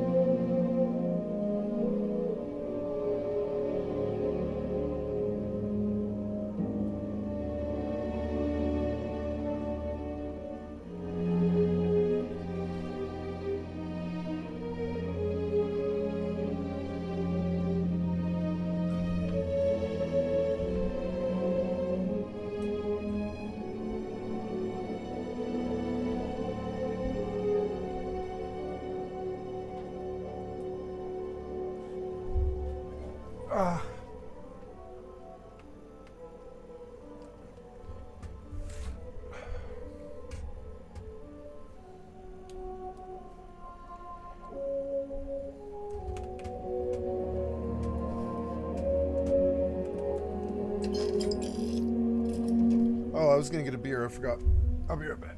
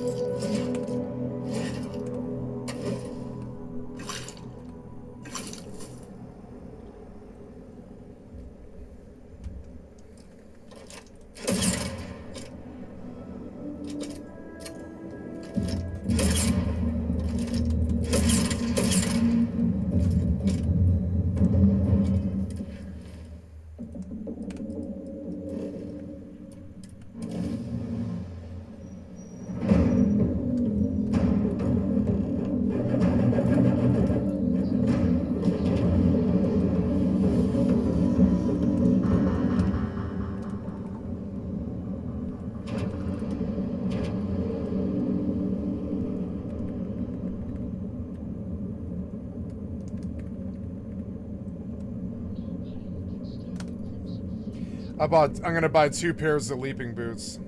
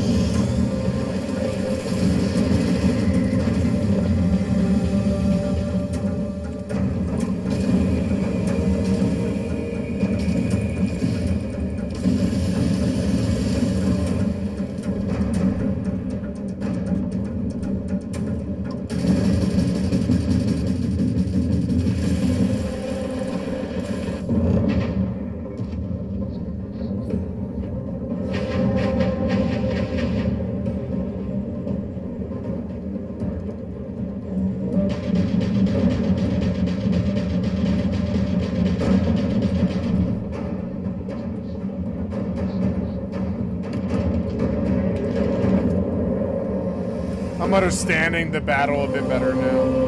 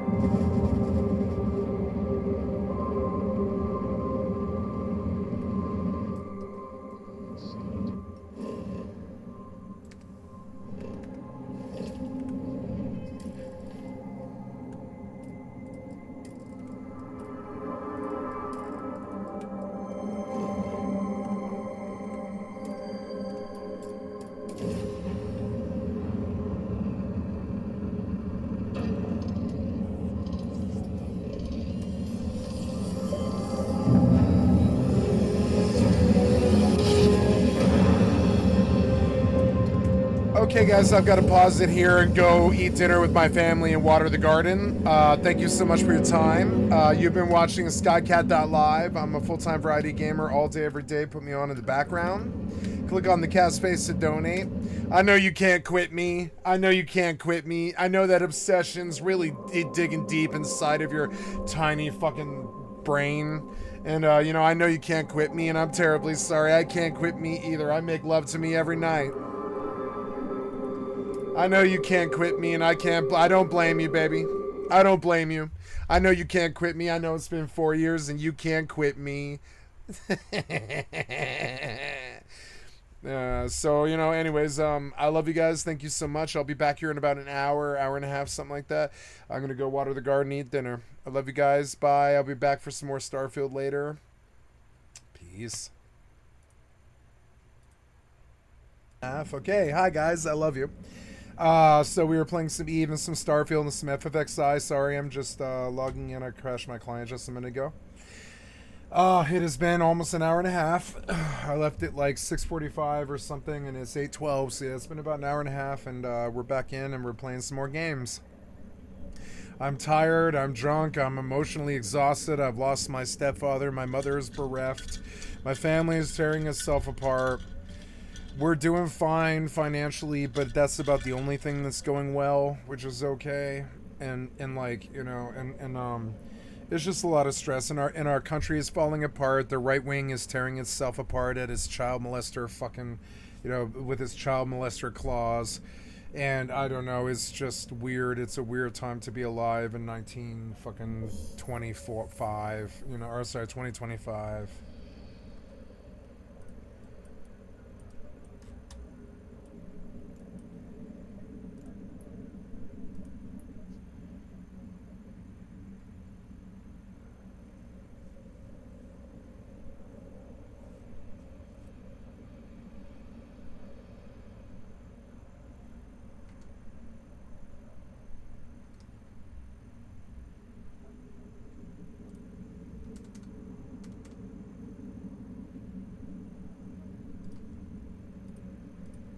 There's names weren't even spelled right in the signature. And that's nothing compared to the fact that there were dead people supposedly signing this. Or the Gotham is reporting that they found the campaign turned in signatures from at least 3 people who were already dead. And with all this, I'll say, you know, the truth is, while petition fraud is illegal, it's also not likely going to have much impact on Adams' campaign. Or because Adams got some 50,000 signatures, obviously. I'm going to skip this because I've seen it now. That and these petitions. The composition and the master sound. Okay, I'll admit it. I was watching the New Heights live stream when Taylor announced her new album. I'm not ashamed to admit it, but no, I wasn't there for the romance between Travis and Taylor. I was there for the copyright law. Because today, Taylor Swift stands in a position few artists ever reach. She owns her entire music catalog. To put it in perspective, if I never would have been able to buy back my music, one day someone else would be leaving all of my music from my first. But that's who the middleman piece of shit Griftonomics right wing is. And you think they're just middlemen. Like it's like, I thought of it, I made it, I recorded it, I paid for most of those music. You know, videos. fiscal conservatives. They hold masters so that they can make more money. Family podcast to talk about her new album and explain how she got the rights to the master recordings on her first 6 albums. And while Swifties can't get enough of the Taylor Travis dynamic, so that's her boyfriend. Smartest woman in the world. I'll leave the relationship analysis to the gossip blog. Though I will say I did laugh when someone pointed out that this was like the scene from Beauty and the Beast where Belle teaches Beast how to read. Here, why don't you read it to me? Albums is a case study in how U.S. copyright law treats sound recordings, venture capital's expansion into music rights, and why even a global superstar has to fight tooth and nail to control her own work. Now, if you've seen YouTubers suddenly take down videos where they analyze songs, it's usually because of copyright claims by companies who own the recordings. Even if they're breaking down lyrics or chord progressions, playing clips of the actual recording can trigger a takedown if they don't have the right licenses. Now, music tubers often have a fair use defense, but in general the rule is no license, no music, no video. But music licensing is also the heart of Taylor Swift's fight with her own masters. Whoever controls the music licensing has a lot of power.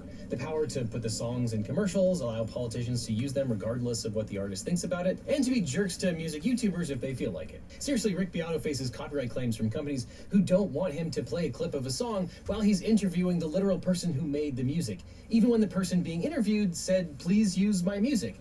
Luckily, Rick has a good lawyer. But why is this system like this? Because of the way that the Copyright Act and common law evolved to handle musical recordings. Now, we've talked about intellectual property many times on this channel, but here's a quick refresher. Intellectual property is distinct from real property. Real property refers to land and anything permanently attached to it, like land and buildings. Intellectual property refers to creations of the mind, which are intangible, like inventions, literary and artistic works, and symbols.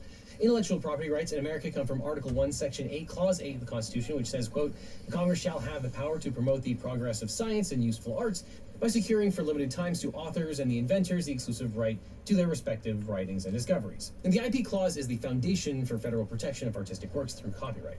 Copyright covers many different kinds of works, including paintings, photographs, musical compositions, sound recordings, computer programs, books, poems, movies, architectural works, plays, and more, even YouTube videos. But generally, modern copyright law is governed by the Copyright Act of 1976, as amended under 17 U.S.C. 106. The owner of the copyright has certain exclusive rights to that work, including the right to reproduce or copy that work, adapt or prepare derivative works based on the original, distribute copies of it, perform or display it publicly, and perform a sound recording publicly by digital audio transmission. Now, for works created on or after January 1st, 1978, copyrights last for 70 years after the death of the individual author. Copyright law for musicians is especially complex because every recorded song has at least two separate rights attached to it, the composition and the master sound recording. Now, I'll let Taylor break that down for you. So, master recordings is the actual recording. Yes. It's the actual vocal, band, production, mixing, mastering, that actual thing. Yes. Mine also included my album artwork, my music videos, everything that went along with any era of music that I had done for my first 6 albums. Got it. Every era. So then there's another category, which is publishing. Yes. I own my publishing, which is why Which almost I nobody have does. control over, Because you're so rich. Yeah. if my song is used in a film, Which almost nobody and does. I Yeah. wanted them to use Taylor's version. That's like the end all be instead of the all. original version, I, the songwriter, can decide. Losing the masters The terminology she's is using what a you little probably did inartful. to I'll get give her a break. that. She's not a copyright lawyer, but the sentiment is right on. The musical work copyright is usually known as a musical composition, which protects the underlying musical arrangement and accompanying lyrics of a song, whether the composition is fixed in written sheet music, recorded, or otherwise. The sound recording copyright protects the actual recording of the musical composition. And the Copyright Act defines phonorecords as material objects in which sounds are fixed by any method known or later developed. This means that the sound recording could be contained in a CD, in an MP3 file, or on a computer hard drive, or any other method that's ever invented. So you can think of the two musical copyrights this way. The music composition copyright is basically like the idea of the song. So if you transcribe the song into musical notation, you're kind of referencing the composition, whereas the master recording copyright refers to the way that the song was actually recorded on the day, the version that is usually the most popular version that was recorded in the studio, and it's confined to the actual sound recording. So imagine if you had a high school band that wanted to do a cover of a famous song. The teacher then starts handing out little sheets of paper with the music written down on it. They learn the song and then they play it. So that could be a violation of the composition copyright because they're not dealing with the actual recording on the album, they're just playing the music that was there in front of them, but they're recreating it using their own instruments. But now imagine you have a high school football game where they want to play a Taylor Swift song over a loudspeaker. They hook up a computer with Spotify attached to it and play that over the loudspeaker to build your crowd. That's more of a violation of the master recording copyright because they are playing the actual song that was recorded on the album itself. But whether an artist can own their master recordings depends on how their contracts are written. Now, under some circumstances, the copyright does allow musical artists to reclaim copyrights they previously granted to others by filing a notice of termination within a specified time frame. But it's not unusual for artists to fight for years to regain the rights over their work, even after exercising their termination rights, because they have to follow certain formalities. For example, in May of 2025, Salt and Peppa filed a federal lawsuit in New York I love seeking to Salt and reclaim Peppa. ownership of their early works under Section What a man, what a 203 of the man, what a Copyright man, what a This mighty provision allows good artists man, to what a terminate mighty, mighty copyright good rights and regain their man. master- What a man, what a man, what a man, what a mighty good man. Mighty, mighty good man. recordings 35 years after the initial transfer, so long as they filed termination notices. The duo submitted theirs in 2022, but Universal Music Group argued that the recordings were works made for hire, and thus not eligible for termination rights. UMG also maintains that Salt and Peppa were non-signatories to the original contracts in question, therefore they have no right to exercise. Hey girls, can I get a witness? What's my weakness, men? Or whatever. Fucking Salt and Pepper. the termination clause. Salt and Pepper also claimed that starting in May of 2024, UMG retaliated against them by removing their own catalog from streaming platforms, depriving them of royalties. John Waite and other artists tried to file a class action against UMG and Sony on the basis that the companies conspired to block musicians from reclaiming their copyright transfers using the 35-year rule, but Judge Lewis Kaplan denied the class cert petition because each artist's case raised unique questions of fact, meaning that the musicians had to file individual lawsuits if their labels fight their termination requests. And that's just one example of how artists get screwed by the music industry. Most artists aren't even aware of their rights when they negotiate their first contracts. Because unfortunately, it's very easy not to read the fine print when you're engaging in contract negotiations with a major label. And not reading the fine print is often how a lot of your personal info ends up on the internet too. And it's not surprising because data brokers vacuum up all your personal data from all corners of the internet and sell it to anyone who wants to buy it. But you can fight back and take control of your personal data by signing up for today's sponsor, Incogni. Incogni removes your personal data from online data brokers by searching the internet, reaching out directly on your behalf, and forcing them to take your personal info down. If these data brokers resist, Incogni will take care of that too, because Incogni fights back. These data brokers are the reason why in the US you can search your name and find a bunch of websites that will give anyone your home address, phone number, and extensive history. It's shocking just how easy it is to find all this information. It also might be why you're getting so many spam calls lately or even had your identity stolen. Now, I've been using Incogni for years, and in that time you can see I've been on hundreds of lists, some of which had a high sensitivity score, meaning that the broker had tons of data on me. Luckily, Incogni has completed hundreds of takedowns for me over the years. Now, I could never do this myself, so thank you to Incogni for saving me weeks worth of work and adding me to over 40 suppression lists. And Incogni will continue to conduct ongoing removals, because even if the broker removes your data once, they can collect it and publish it again. So if online privacy is important to you, give Incogni a try. If you click on a link that's on screen or down below, you can try Incogni risk-free for 30 days with a 60% off discount and get a full refund if you're not into it. And if you do decide to keep it, you'll still get the exclusive 60% off discount, so long as you use my link or the code LegalEagle, all one word, at checkout. So sign up for Incogni, or I'll see you in court. But as we explained in our first video about Taylor Swift, many musicians often sign lopsided deals when they're first starting out and don't have much leverage. If you signed a $100,000 deal with my fictitious label, Screaming Eagle Records, you'd be pretty excited. However, my company actually got the better end of the deal. The official finished sound recordings will be owned by the record company. This is the version of the song that is publicly released. These are generally called master recordings. Screaming Eagle. Screaming Eagle Records will not need your permission. Screaming Eagle Records. To use these particular records or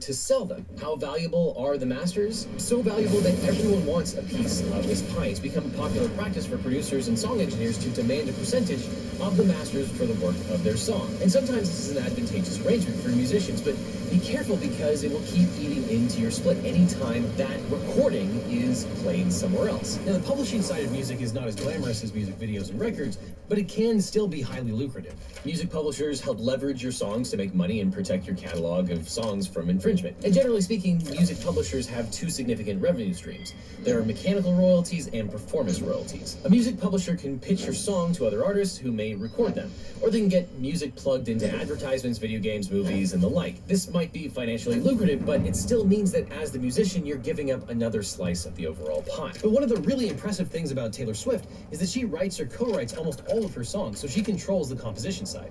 I've always been very lucky because my publishing was protected. A lot of artists have their publishing sold away from them. Now, Taylor's position has always been that she wanted to keep the entire pie. But when she signed her first record deal at age 15, the label Big Machine retained the rights to the masters. In 2018, with her original contract set to expire, she tried to negotiate a 10-year deal that would have given her full rights to her master recordings and their visual elements. Now, Big Machine and its owner Skycatlive sat down, so Swift signed a contract with Republic that gave her ownership of all future master recordings she made with the label. In 2019, Scooter Braun purchased Big Machine for $330 million, and that same year, Swift was named Artist of the Decade for the 6 albums that she made between the ages of 15 and 24, while signed to Big Machine. So Swift's music was the crown jewel in the Big Machine catalog, valued at $140 million, meaning that Swift was responsible for almost half of the company's value. But Braun and Swift were not friends, and she strongly objected to the recognition of her work. Since I was a teenager, I've been actively saving up money to buy my music back and to ever own it in the first place, because it's usually the label that owns it. But I've always wanted this to happen. So it's been sold. My music has been sold a few times. The first time that it was sold, it really ripped my heart out of my chest. And it's she said, quote, "For years I asked." I'm sorry, Tay. I'm sorry. Instead, I was given an opportunity to sign back up to Big Machine Records and earn one album back at a time, one for every new one I turned in. I walked away because I knew once I signed that contract, Scooter Borchetta would sell the label, thereby selling me and my future. The Big Machine was not happy with her decision to sign with another label. Swift accused the company of retaliating against her by refusing to allow her to perform her songs on the American Music Awards. Or Red Salvage, you say. Absolutely, buy some more, buy some more. Although the label has denied this, Taylor had receipts.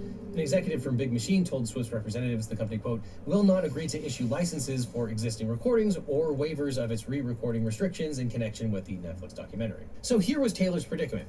Even though she could perform her songs live, she couldn't stop the label from licensing her recordings to projects she didn't approve of, or force them to let her use them on projects that she wanted. Swift kept trying to buy the recordings from Big Machine, but as a condition of negotiating, the company wanted her to sign an NDA prohibiting her from talking about Braun.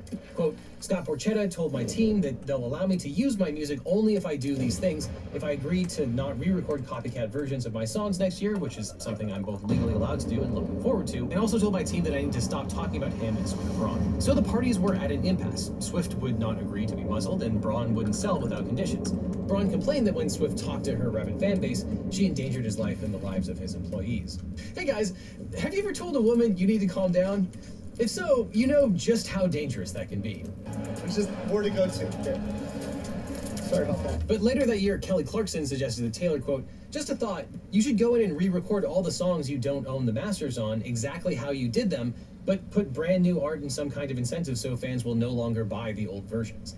I'd buy all the new versions just to prove a point." But as Clarkson pointed out, musicians can sometimes re-record their songs, if they own the compositions, of course, because while some recording contracts include a re-recording restriction, often that expires after a set period, usually 5 to 7 years after the song's initial release or 2 years after the contract ends, and some contracts don't have a re-recording clause at all. And also, in my contract, they didn't put a clause in that said I couldn't re-record. So without that restriction, the artist can legally make new recordings of the same compositions they wrote. And that's exactly what Taylor Swift did next. She produced new versions of her first albums one at a time, including some fresh cover art and multiple bonus tracks on each record. And just as she hoped, fans started buying and streaming Taylor's versions instead of the original versions. And the recordings were a massive success. And they're like, right away, screw the first album, we're rolling with the re-recorded album because we're supporting the artist. They were like, we ride at dawn. And this threatened to slow down the appreciation of those original Big Machine records. Fuck so yeah. just 17 months after buying Big Machine, Scooter Braun struck while the iron was hot and sold the masters to a private We ride at dawn, bitch. $300 million. But that did seem to accelerate the bad blood between Swift and her old label. She said, quote, "A few weeks ago, my team received a letter from a private equity company called Shamrock Holdings, letting us know they had bought 100% of my music, videos, and album art from Scooter Braun. This was the second time my music had been sold without my knowledge. The letter told me that they wanted to reach out before the sale to let me know, but the Scooter Braun had required that they make no contact with me or my team or the deal would be off. So it seems that Braun was able to cash in, almost doubling his money because of investment funds starting to buy up music rights. This was and still is a trend. Investors are shelling out 10 to 20 times what a given catalog earns in a year. Bob Dylan sold his entire catalog for $400 million. Bruce Springsteen sold 300 songs and 43 albums to Sony for $500 million. But not everyone who made influential music was able to cash in. In 2020, a firm purchased a 50% stake in the James catalog, including both the Machine and Masters. The song Super Freak is one of the most sampled riffs in music and is probably worth $10 million on its own, probably more. When James died in 2003, he left an estate with just $250,000. But on May 30th, 2025, Swift announced that she had purchased the masters of her first 6 albums, as well as the videos, concert films, art, photography, unreleased content, and other related materials. After Shamrock had offered her fairer terms. On New Heights, Swift explained how the sale went down. After the Eras tour, I had my team and we decided this might be a good time to approach the current owners of it. And apparently, and I don't recommend this, instead of lawyers, she sent her brother and mother to negotiate. They told them the whole story of all the times we've tried to buy it, all the times it's fallen through, all the times we had gotten plans together and figured out something we thought was going to work and it didn't at the last minute. And Swift explained that Travis was playing video games when she told him she just got a whole lot richer. And I was so happy you were there when that happened. I mean, I was... Because I could not stand. Yeah, I mean, I started crying too, you know. You were weeping. I was just so happy for you because I've seen how you make music. I've seen how you make these videos, seen the effort and the focus and the strategy behind what just one album in Torture Post Department and in Fortnite, and I was blown away that you had been doing this your entire life. Fortnite was amazing. Fortnite changed my life. I'm in the business of human emotion. I would so much rather lead heart first in something like this, because for me this is not, oh, I wanna own this asset because of its returns, because of its, you know, because of the dividends that I will receive over the years. I want it because this is my handwritten diary entries from my whole life.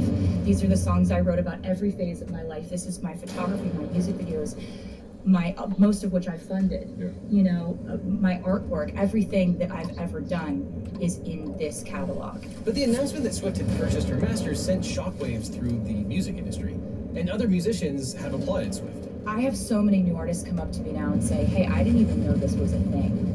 And when I went to go and negotiate for my record deal, I negotiated to have my masters revert back to me after a certain amount of years, or that I own them outright. Though music companies eager to leverage their power over musicians often responded by revising contracts and restricting musicians from re-recording their music, often for as long as 10, 15, or even 30 years. Because while the two different copyrights exist, you can still assign 600,000, bitch.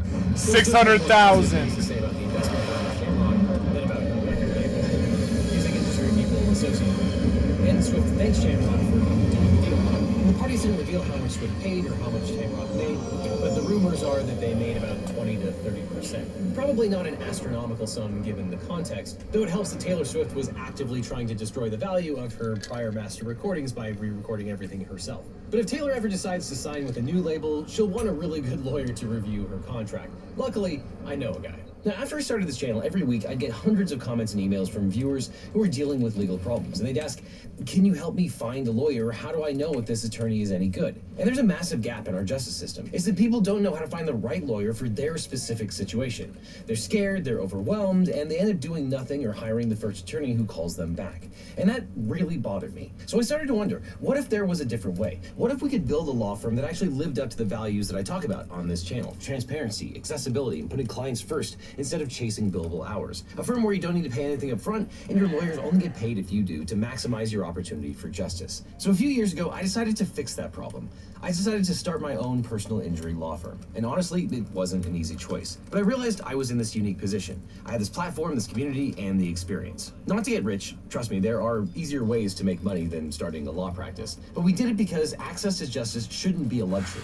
Because finding the right legal representation shouldn't feel like playing Russian roulette with your future. And when you work with my firm, you're not just getting a lawyer. You're getting a team that understands that behind every case is a real person with real stakes. If we can't represent you, or you're in a state where we don't practice, we'll take the time to try to match you with an attorney in my personal network of lawyers. A national network of some of the best lawyers in the country who actually specialize in what you're going through, located right where you are, not just whoever happens to be available. So if you're dealing with a personal injury, a car crash, a data breach, sexual harassment, a social security or workers' comp issue, give us a call at the number on screen or click on the link below. Now, I can't represent everyone that watches this channel. I wish I could, but what I can do is make sure that when you need legal help, you have somewhere to turn to that you can trust. So whether it's me handling your case or the incredible attorneys we've partnered with, you'll get the same principles of honesty and education that we bring to every video. And if you're dealing with a legal issue and you're not sure where to start, check out the link in the description. Let's have a conversation about how we can help you find not just a lawyer, but the right lawyer for your situation. Because at the end of the day, that's what this is all about, making sure that when life gets complicated, you don't have to face it alone. Which is why when you need a lawyer, you don't just need a legal team, you need the Eagle team. Hey everyone, what's going on? Welcome back. Today we got a special early look at Blue Protocol Star Resonance. This is an upcoming MMORPG. Nope. officially releasing. Oh, hard nope. Hard nope in the first second. Hard nope. Hard nope. Oh, I can tell from the damage numbers.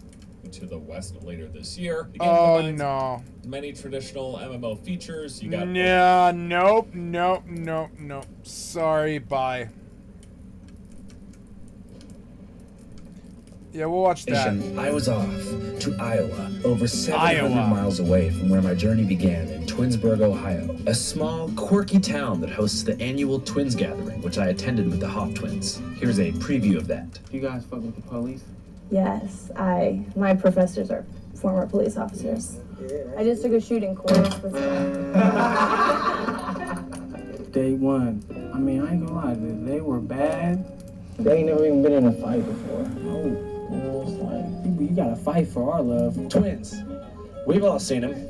Millions of sperm are released during a single ejaculation. What we enjoy coming here for is meeting other twins and talking to other twins. People don't understand there is a close bond. We live together, we think alike, and we oftentimes will go and say the same statement in unison. I would say it's just the equivalent of having like a really good friend that you do everything with, and that's why they say like the twin telepathy and stuff. It's nothing like psychic, it's just... If you'd like to watch the full thing, it's currently available on Patreon at www.patreon.com/channel5. Link in bio. Anyways, back to the side of the road. Let's get one more scoop. He was like, if you have twins, you can pay $5. Well, my watch just provided the link. We'll hit the road, see what we can get into today. Within 2 minutes, I was picked up by a friendly motorist. Booyah. Oh, hell yeah. Fuck yeah, cool. What's up, bro? How you doing? Good. I'm just trying to get out west to Iowa. The man said he was an immigrant from Nigeria who'd recently gotten his citizenship. He said that despite there being too much gay stuff on TV, he likes the U.S. so far and is looking forward to starting a family here one day. They're trying to have the gay rights and just don't bring that bullshit around me. After taking me to a restaurant in Indianapolis, he drove me all the way to my destination without accepting $1. And there I was, Britta. Wow, he caught a ride right away.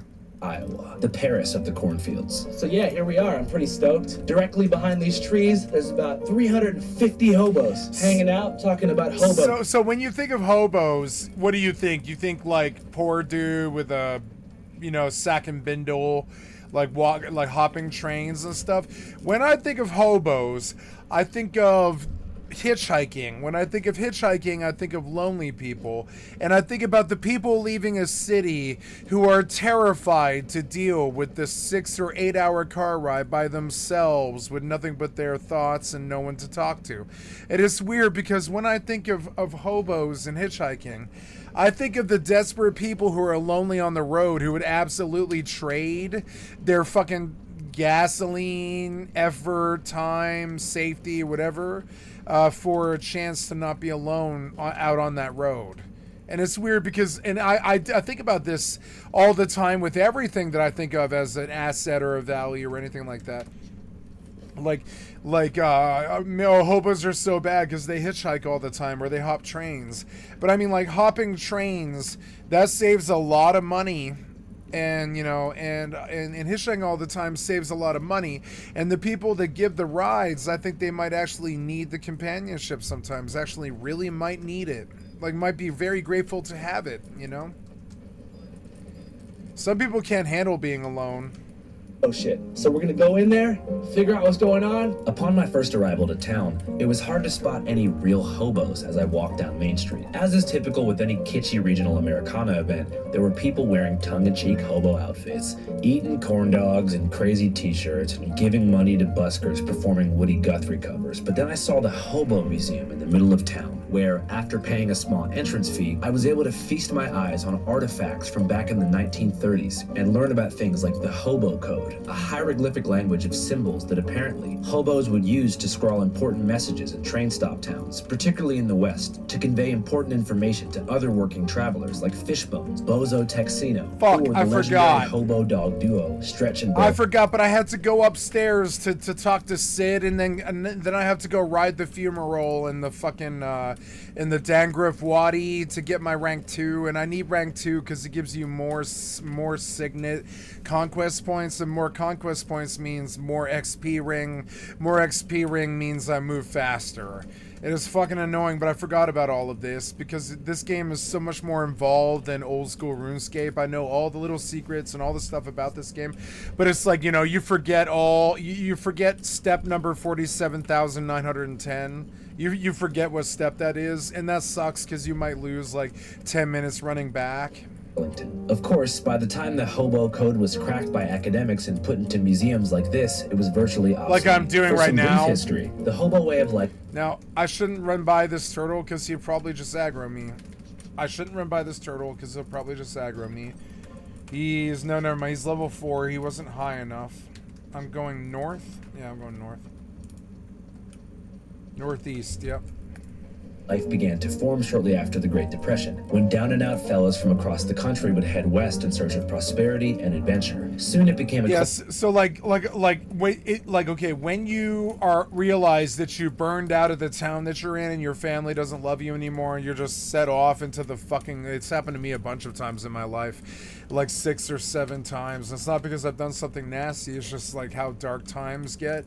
And like, so you just take it, you thumb and you hitch a ride and you're headed out, right? And you only take one ride. So that ride is very special, but you're only taking one ride and you're going out to the West Coast, man, you know, West Coast, you know, fucking stabbing westward, manifest destiny or whatever. And it's weird. Culture and a way of life for returning veterans as well. After World War II and after Korea. Yeah, we just were like, oh, I hitchhiked all throughout goddamn Vietnam, so, you know, hitchhiking all throughout all America doesn't scare me either. A whole lot of military veterans who had PTSD and whatnot. Yeah, like if you've got a gun in your fucking if you've got a gun in your backpack, who the fuck cares who you ride with? Because you can just pull out the gun, you know.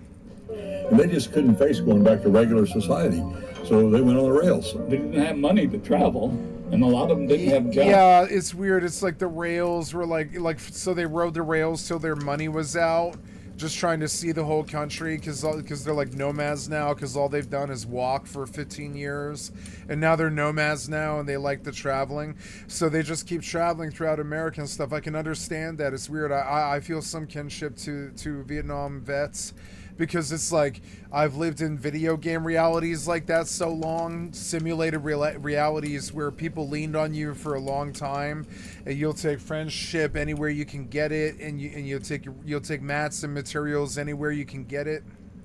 So they traveled to work in the apple orchards and fruit. Yeah, and they like work just so they can eat, but I mean, they mainly just try to live. Plantations and stuff like that. What was it like being on the road in the 70s? Much different than now. Yeah, now it's all nasty. When I first now started you might get robbed by the driver. Fires right in the rail yard. Nobody. Like in the 70s, you could like, you know, you could be like, set a fire right in the rail yard, and if the pig comes up, you say, yeah, I'm a Vietnam War vet. I fought for this fucking country, and I'm just here because I'm starving and I have no money, and the country didn't take care of me after I fought for them.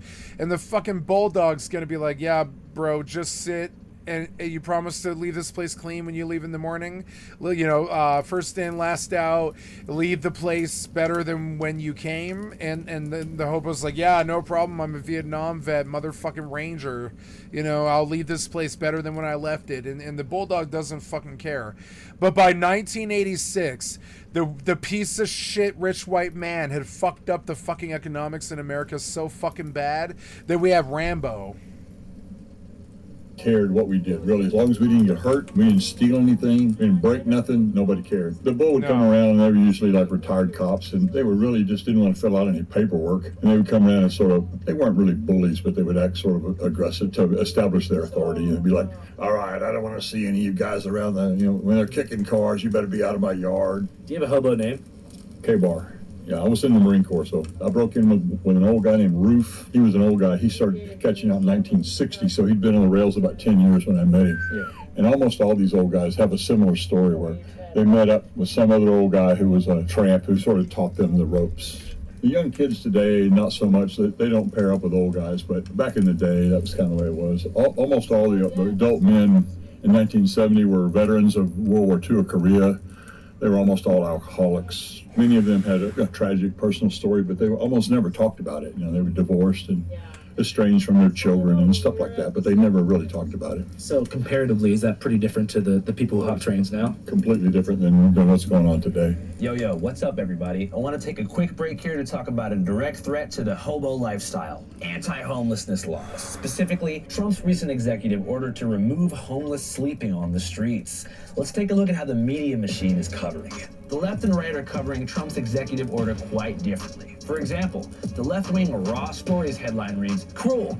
Trump blasted over quiet new order targeting the most vulnerable." While the right-wing Breitbart headline reads, "Trump's executive order empowers states and cities to remove homeless from the streets." As we know, and y'all know this, different outlets push different agendas, shaping the story to fit their own narratives, which is why independent reporting matters, and we here at Channel 5 are 100% committed to bringing y'all raw, unfiltered coverage straight from the streets. But before we hit the streets, we get informed using what you might ask, ground news. Ground news is a dope-ass news aggregate that shows you exactly how different media outlets, left, right, and center, are covering the same story as it unfolds. That's why ground news shows you how many actual sources are covering a story, so you can determine if an article is legit or just echo chamber algorithmic nonsense existing to control your mind.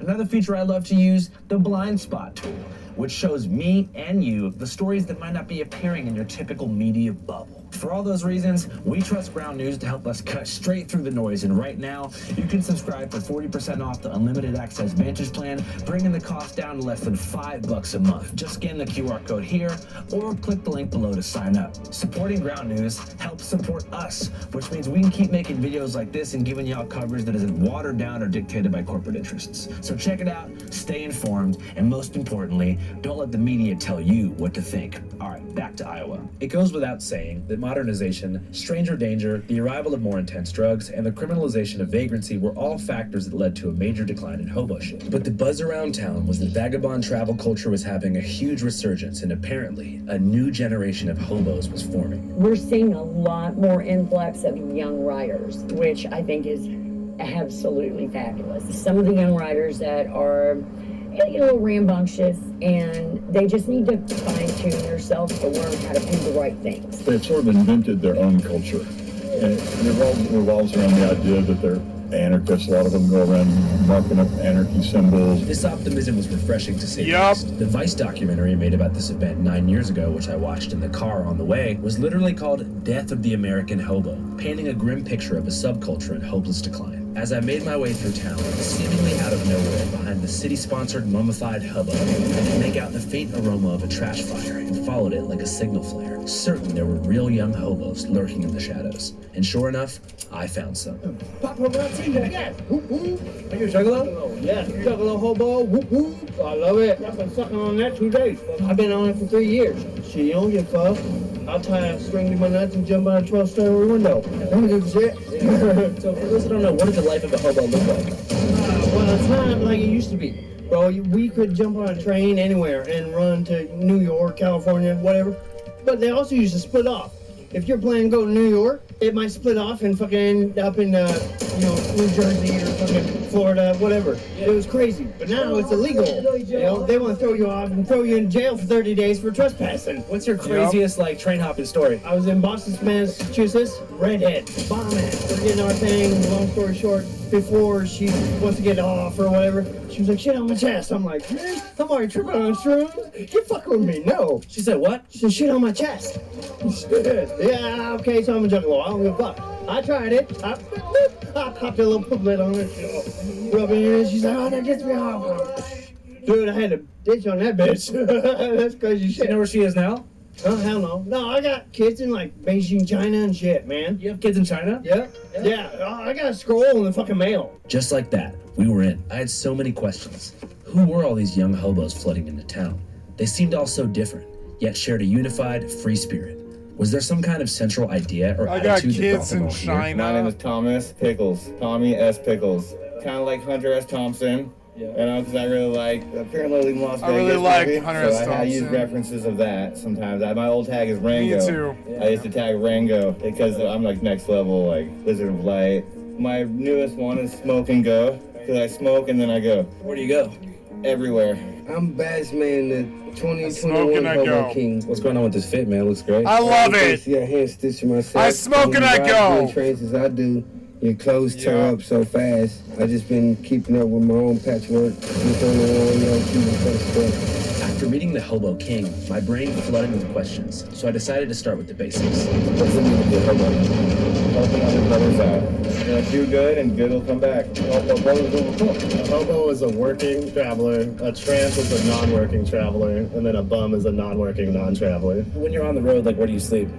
Just outside. Like, if it's about to rain, I always carry a tarp, so I just set up a tarp above. Otherwise, I find, like, a little cuddy spot, because my dog just passed this year, but she wasn't, like, the best at having people walk by me when I'm sleeping, so I'd go out of my way to find a little hidden spot. Outdoors. I like outdoors, so rarely a hotel or anything else like that. Really, really rarely. Usually When you say outdoors, you mean like in a tent or just in the grass? I'm sharing a tent with somebody right now, but I don't typically travel with a tent. I try to stay where it's 75 and sunny. You know, I'll go work some places and stuff where you can sleep outside. I'll winter somewhere. I'll head back south and house up somewhere so I can work for a few months and afford to travel and go see friends and go do the jobs and see the places I haven't ever seen before and just get along with everybody. Do you just jump on a moving train? No, I wait till they do a thing called crew change. When the engineer conductor gets on and off, I'm getting on and off. When they do their 8-hour shift, I do my 8 to 10 hour shift. What appeals to you about living this way? The freedom, I guess, to where I'm not a slave to the system. If I go work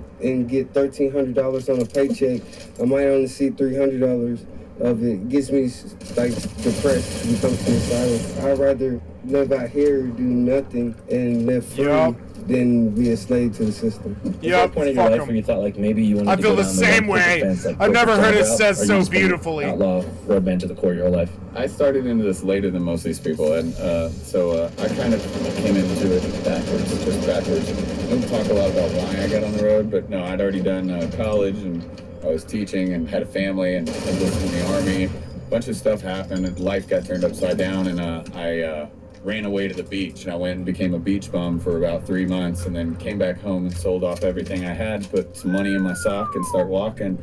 Had a lot of questions, and it's funny how walking or the meditation of moving around and changing scenery and everything is just I feel like you find answers. If you're really asking questions, start moving around and you'll find answers. I came into this, very idle and didn't really care, and it's given me a lot of purpose and a lot of friends and a lot of new family. So. After I had a divorce, we went through a bunch of stuff. It was an after thing in my life, not something I was going to do. How would you describe your childhood? I was moving like my adulthood. Foster home after foster home after foster home. I was moved around and going 22 different placements. That's what my caseworker told me. Do you have any relationship with your parents? No, they don't really care much about me. I wouldn't be in foster care if they did. They if I was to die here, they wouldn't mind. War, divorce, death of children. I just got into a place where I needed to run away, and I didn't really care. If I was to die here, The they courage wouldn't of my mind. convictions to go through with another suicide attempt. So instead, I just started hopping freight and doing crazy stuff and walking off and getting really lost. That's what I would do too. Yep. It's a generation of lost men, 4 generations. It is partly the same as the old man, but a different person. A man can work on anything in solitude, save for character. So you can talk the game, you can talk a lot of talk or whatever, but being around people and being useful to people, I feel, is where you build the most character. What's like the best thing about this lifestyle? Being able to see a new place every day or every other day and meet all kinds of new different people. It's sad because a lot of people pass away. You encounter more people passing away than you do living a normal life in the same spot. What are some of the most common ways to go in the hobo life? To perish? Yeah. Shucks. It could be anything around them, but one of the most common lately has been drug overdoses, usually fentanyl or something that the government created. It's all conspiracy. It's population control, so we're like the first ones to go. Traveling kids live like in dog years also. And a lot of them they drink a lot, and they don't drink enough water, they don't eat very good.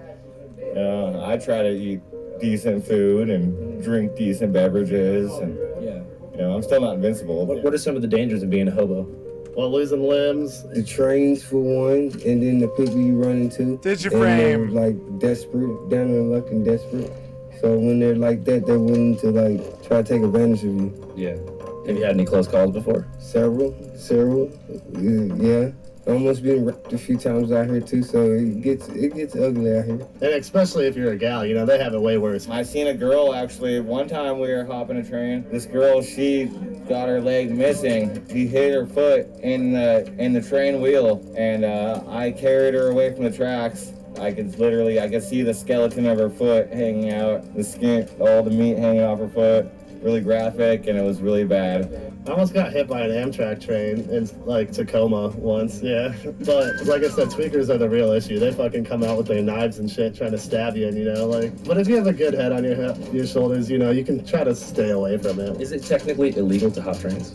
Yeah, it's illegal to trespass and get on other people's property. It's legal to ride the trains. Yeah, it's definitely illegal.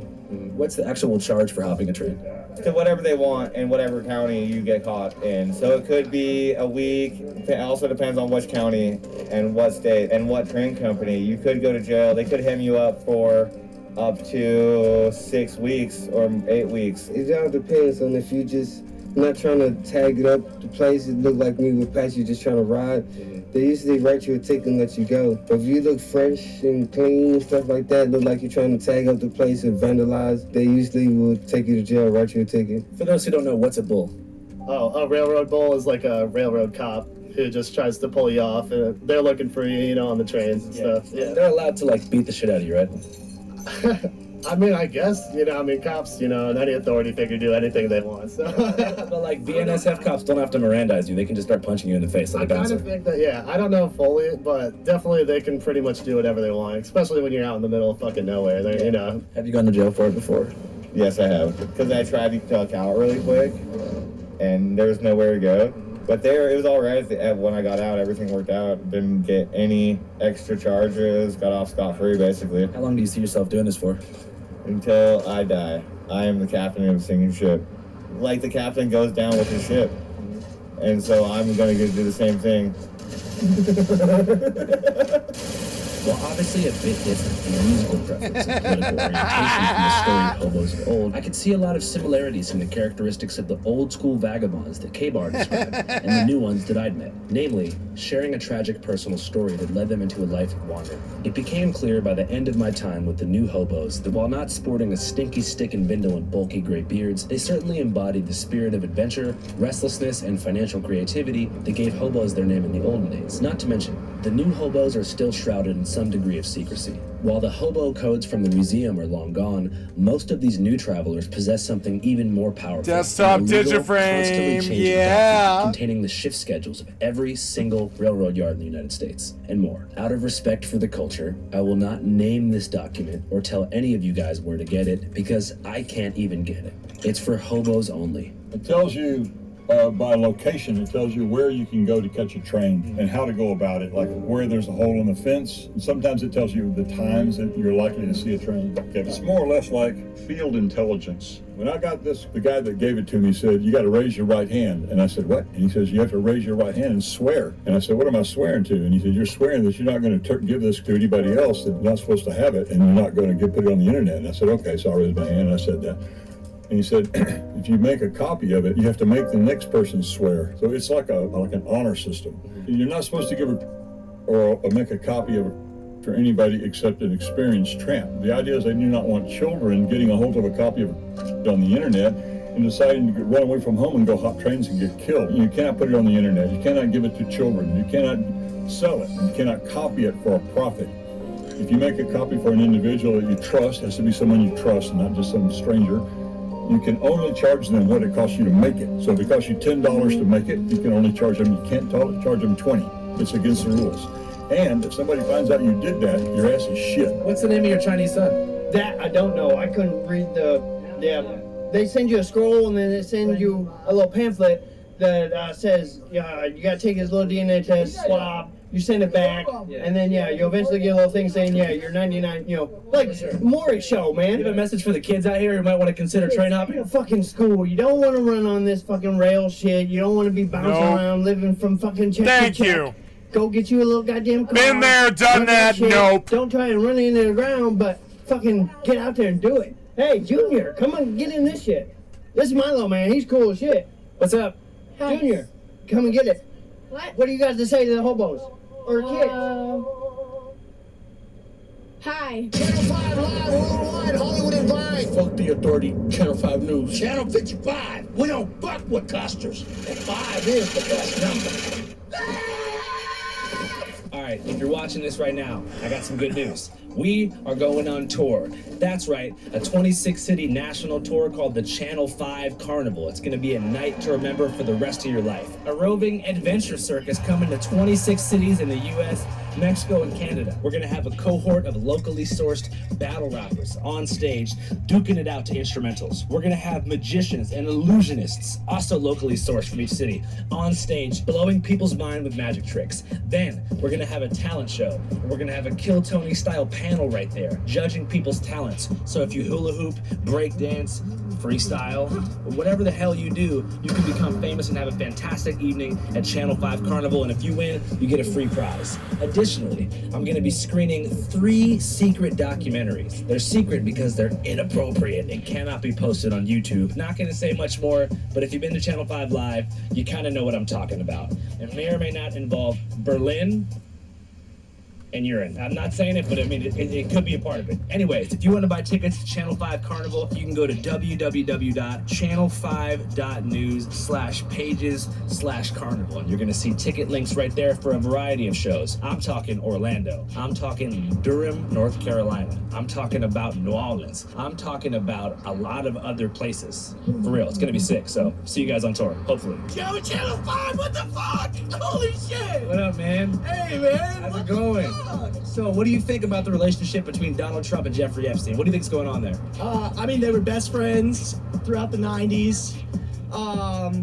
You know, I think he did some dirty stuff with Epstein. I mean, I think it's pretty common sense. I think I'm concerned about the thousands of FBI agents that were tasked to flag and then redact his names in the 100,000 pages of files. I think I'm concerned about that. And what do you think Trump's motivation would be to suppress that information from getting out there? Because he's a pedophile. I'm not saying for sure, but this whole DC National Guard thing, it might be a ploy to distract from the files. It really could be. 800 more National Guard members deployed to DC as part of the federal takeover. I mean, he's pretending our city has a high crime rate when actually the crime rate has decreased, and this is a really cool, wonderful city that's safe to be in, and he's just using us as a distraction against his low poll numbers, against the Epstein case, where he's obviously, there's something he's really concerned about in there. I don't know who he's protecting, himself or other rich pedophiles, or what he's doing, but he's obviously very concerned about that, wants to change the subject. I don't think we know for sure, but I mean, just release the files. Like, where's the files, Don? That's what my sign says, so. Have you ever been to Richmond before? I have been to Richmond. How would you like free Channel 5 Carnival tickets to the Richmond show? I would fucking love that, man. I got you, Claire. And I'm gonna send you 2 free VIP passes, bro. I'll see you in Richmond, dog. I support you, man. I support you. Hells yeah. I support you.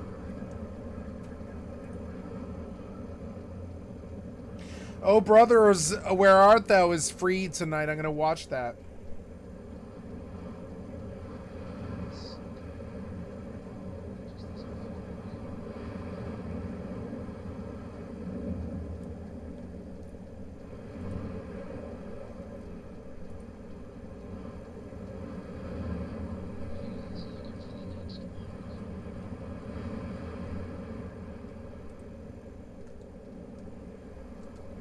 Brought to you by NordVPN.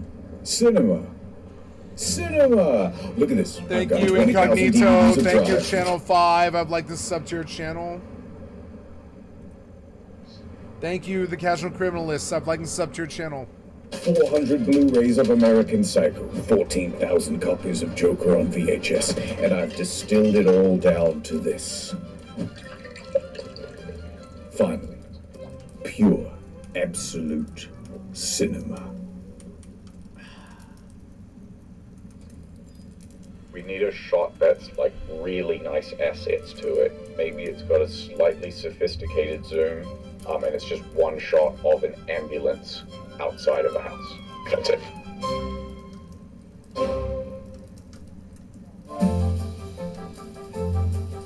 Listen, kid, I'm a top Hollywood executive. You've got a New York Minute to pitch me your idea. Okay, do you know what Mr. Beast is? No. Next idea. Okay, it's about a man. 11. Print. What if it's like, you know, like in the Final Destination movies, they do all these like very elaborate setups, like, yeah, oh, maybe this will happen, maybe this will happen. The water is going towards the plug. Yeah. What if it's like that, but it's called Penultimate Destination, and it always just ends up with the guy stubbing his toe really badly. Ow! Yeah. Or just nothing happening. It's just nothing. Yeah. Oh, never mind. Yeah, just, whoops, the thing caught fire. Whoa, better put that out. Oh, wow, there's a leak in here? Better put down a sign. Yeah, I like that. That's a very, like, 2009 YouTube video that you'd show your friends about. Look, it's called Destination, and it's a guy's edited it so that no one dies. That is a good idea. Editor! We have just landed safely in Paris. Thank you for flying with us this evening. Oh, you know what? It's a pitch for a movie. Oh, I'm Two buying girls. leaping boots. I They're forgot. tennis players, and they're going for the Wimbledon Cup. We call it 2 girls, 1 cup. Just for the viral marketing of calling a movie 2 Girls, 1 Cup. And then have it like rated G. I like it. Brilliant. $400 million budget. You know what? Maybe those producers do deserve all that money. This is hard. How about like Harry Potter? No magic. Stick your right hand over the broom and say up. Up.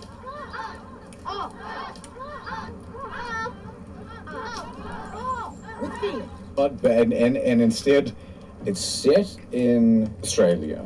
There are like these 2 dudes kissing. Yep. And I'm the protagonist. And you're the antagonist. You can't see the cameras right, but I am filming. And then I say lights, camera, action. And you can just take my word for it. And like, it goes for about 90 minutes. And it's just one long take. What do you think? We're going to need multiple takes too, though. Here's my pitch. Disney Pixar style. Oh, yeah. What is it that's come to life? Because they've done toys, they've done elements, they've done Mexican people. Oh. They've done a whole bunch of different shit. What would you personify? The planets. The planets? Yeah, and then it'd be like, hi, I'm Mercury. And then there would be the big bubbly one, and I'm Jupiter. Hi, that's me, Jupiter. That's played by Seth Rogen, obviously.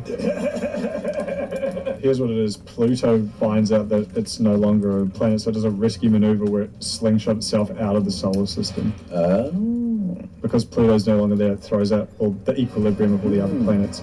And, like, billions of people die. Oh, yeah. The moon gets all fucky, and the tides get screwy, and then the other planets have to band together on a big quest to go and find Pluto. So he was just as important after all. Oh, I can see it. There's something very funny as well. I just about going, I'm something. That's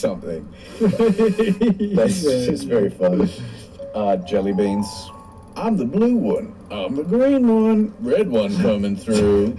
Oh yeah, and it's like a kind of a story about being yourself. Yeah, or like, we're all the same on the inside. What if they find out that jelly beans are made of gelatin and they find like a witch's cauldron of boiling animal hooves? What about like crypto the same? Yeah. I'm Bitcoin. Finally, I got a fucking smirk. I'm staring at Mr. E, just like, I might get this again. I'll do the same voice for everything. Is that funny? Disney Pixar's M&M's factory. Yeah, the one guy who was born with a W instead of an M. And so he's an outsider M&M. He's a whim. In the end, it turns out it's all about your perspective on life. And when he looks down, he realizes, wait a minute. Yeah, maybe Zendaya can be in that one. Disney Pixar's... It's just that fertilization video we watched like 2 years ago. That's it. Everybody goes with the crowd. I'm not going to go on my own path. I'm going to follow you guys, and just goes to the house. Oh, dude, that's absolutely it. Yeah. I can't wait to graduate to Fallopian University. What the heck is Dave doing? He was the one sperm who didn't go with the crowd. Yeah, he's always going backwards and like bonk into people's heads. That's it. We've only got 3 days to find this egg, or we're toast. And you see all the jock sperm being like, yeah, I'm going to get to the egg first. And they like race off ahead. The main sperm's like, oh man, I'll never get there at this pace. There's like a two-headed one, and it's like, we're going to be twins. You'll see men. No, it doesn't matter. It doesn't matter. No, there'll definitely be a semen joke in the movie where they're like dressed as sailors or something. Yeah. All right, my trusty seamen, we must board the SS Trojan. And then there'll be like the wise oldest sperm who's been trapped there for years. He's got a little shack in like an empty patch of the Scalia or whatever the hell. He's like, quickly, come in here. I'll tell you the way. This summer. It's the cilia. It'll trap you. It's a whole load of trouble. Disney Pixar's come. I'm gonna be honest. I don't think Disney's gonna go for this one. Mr. Kudos, I have 4 problems with the movie-going experience, and I have solutions for all of them. Oh, yeah? Number 1, you can't hear nothing. Music and sound effects are so badly mixed with dialogue in movies now. They are. You can't hear anything. And so they should just have subs on by default.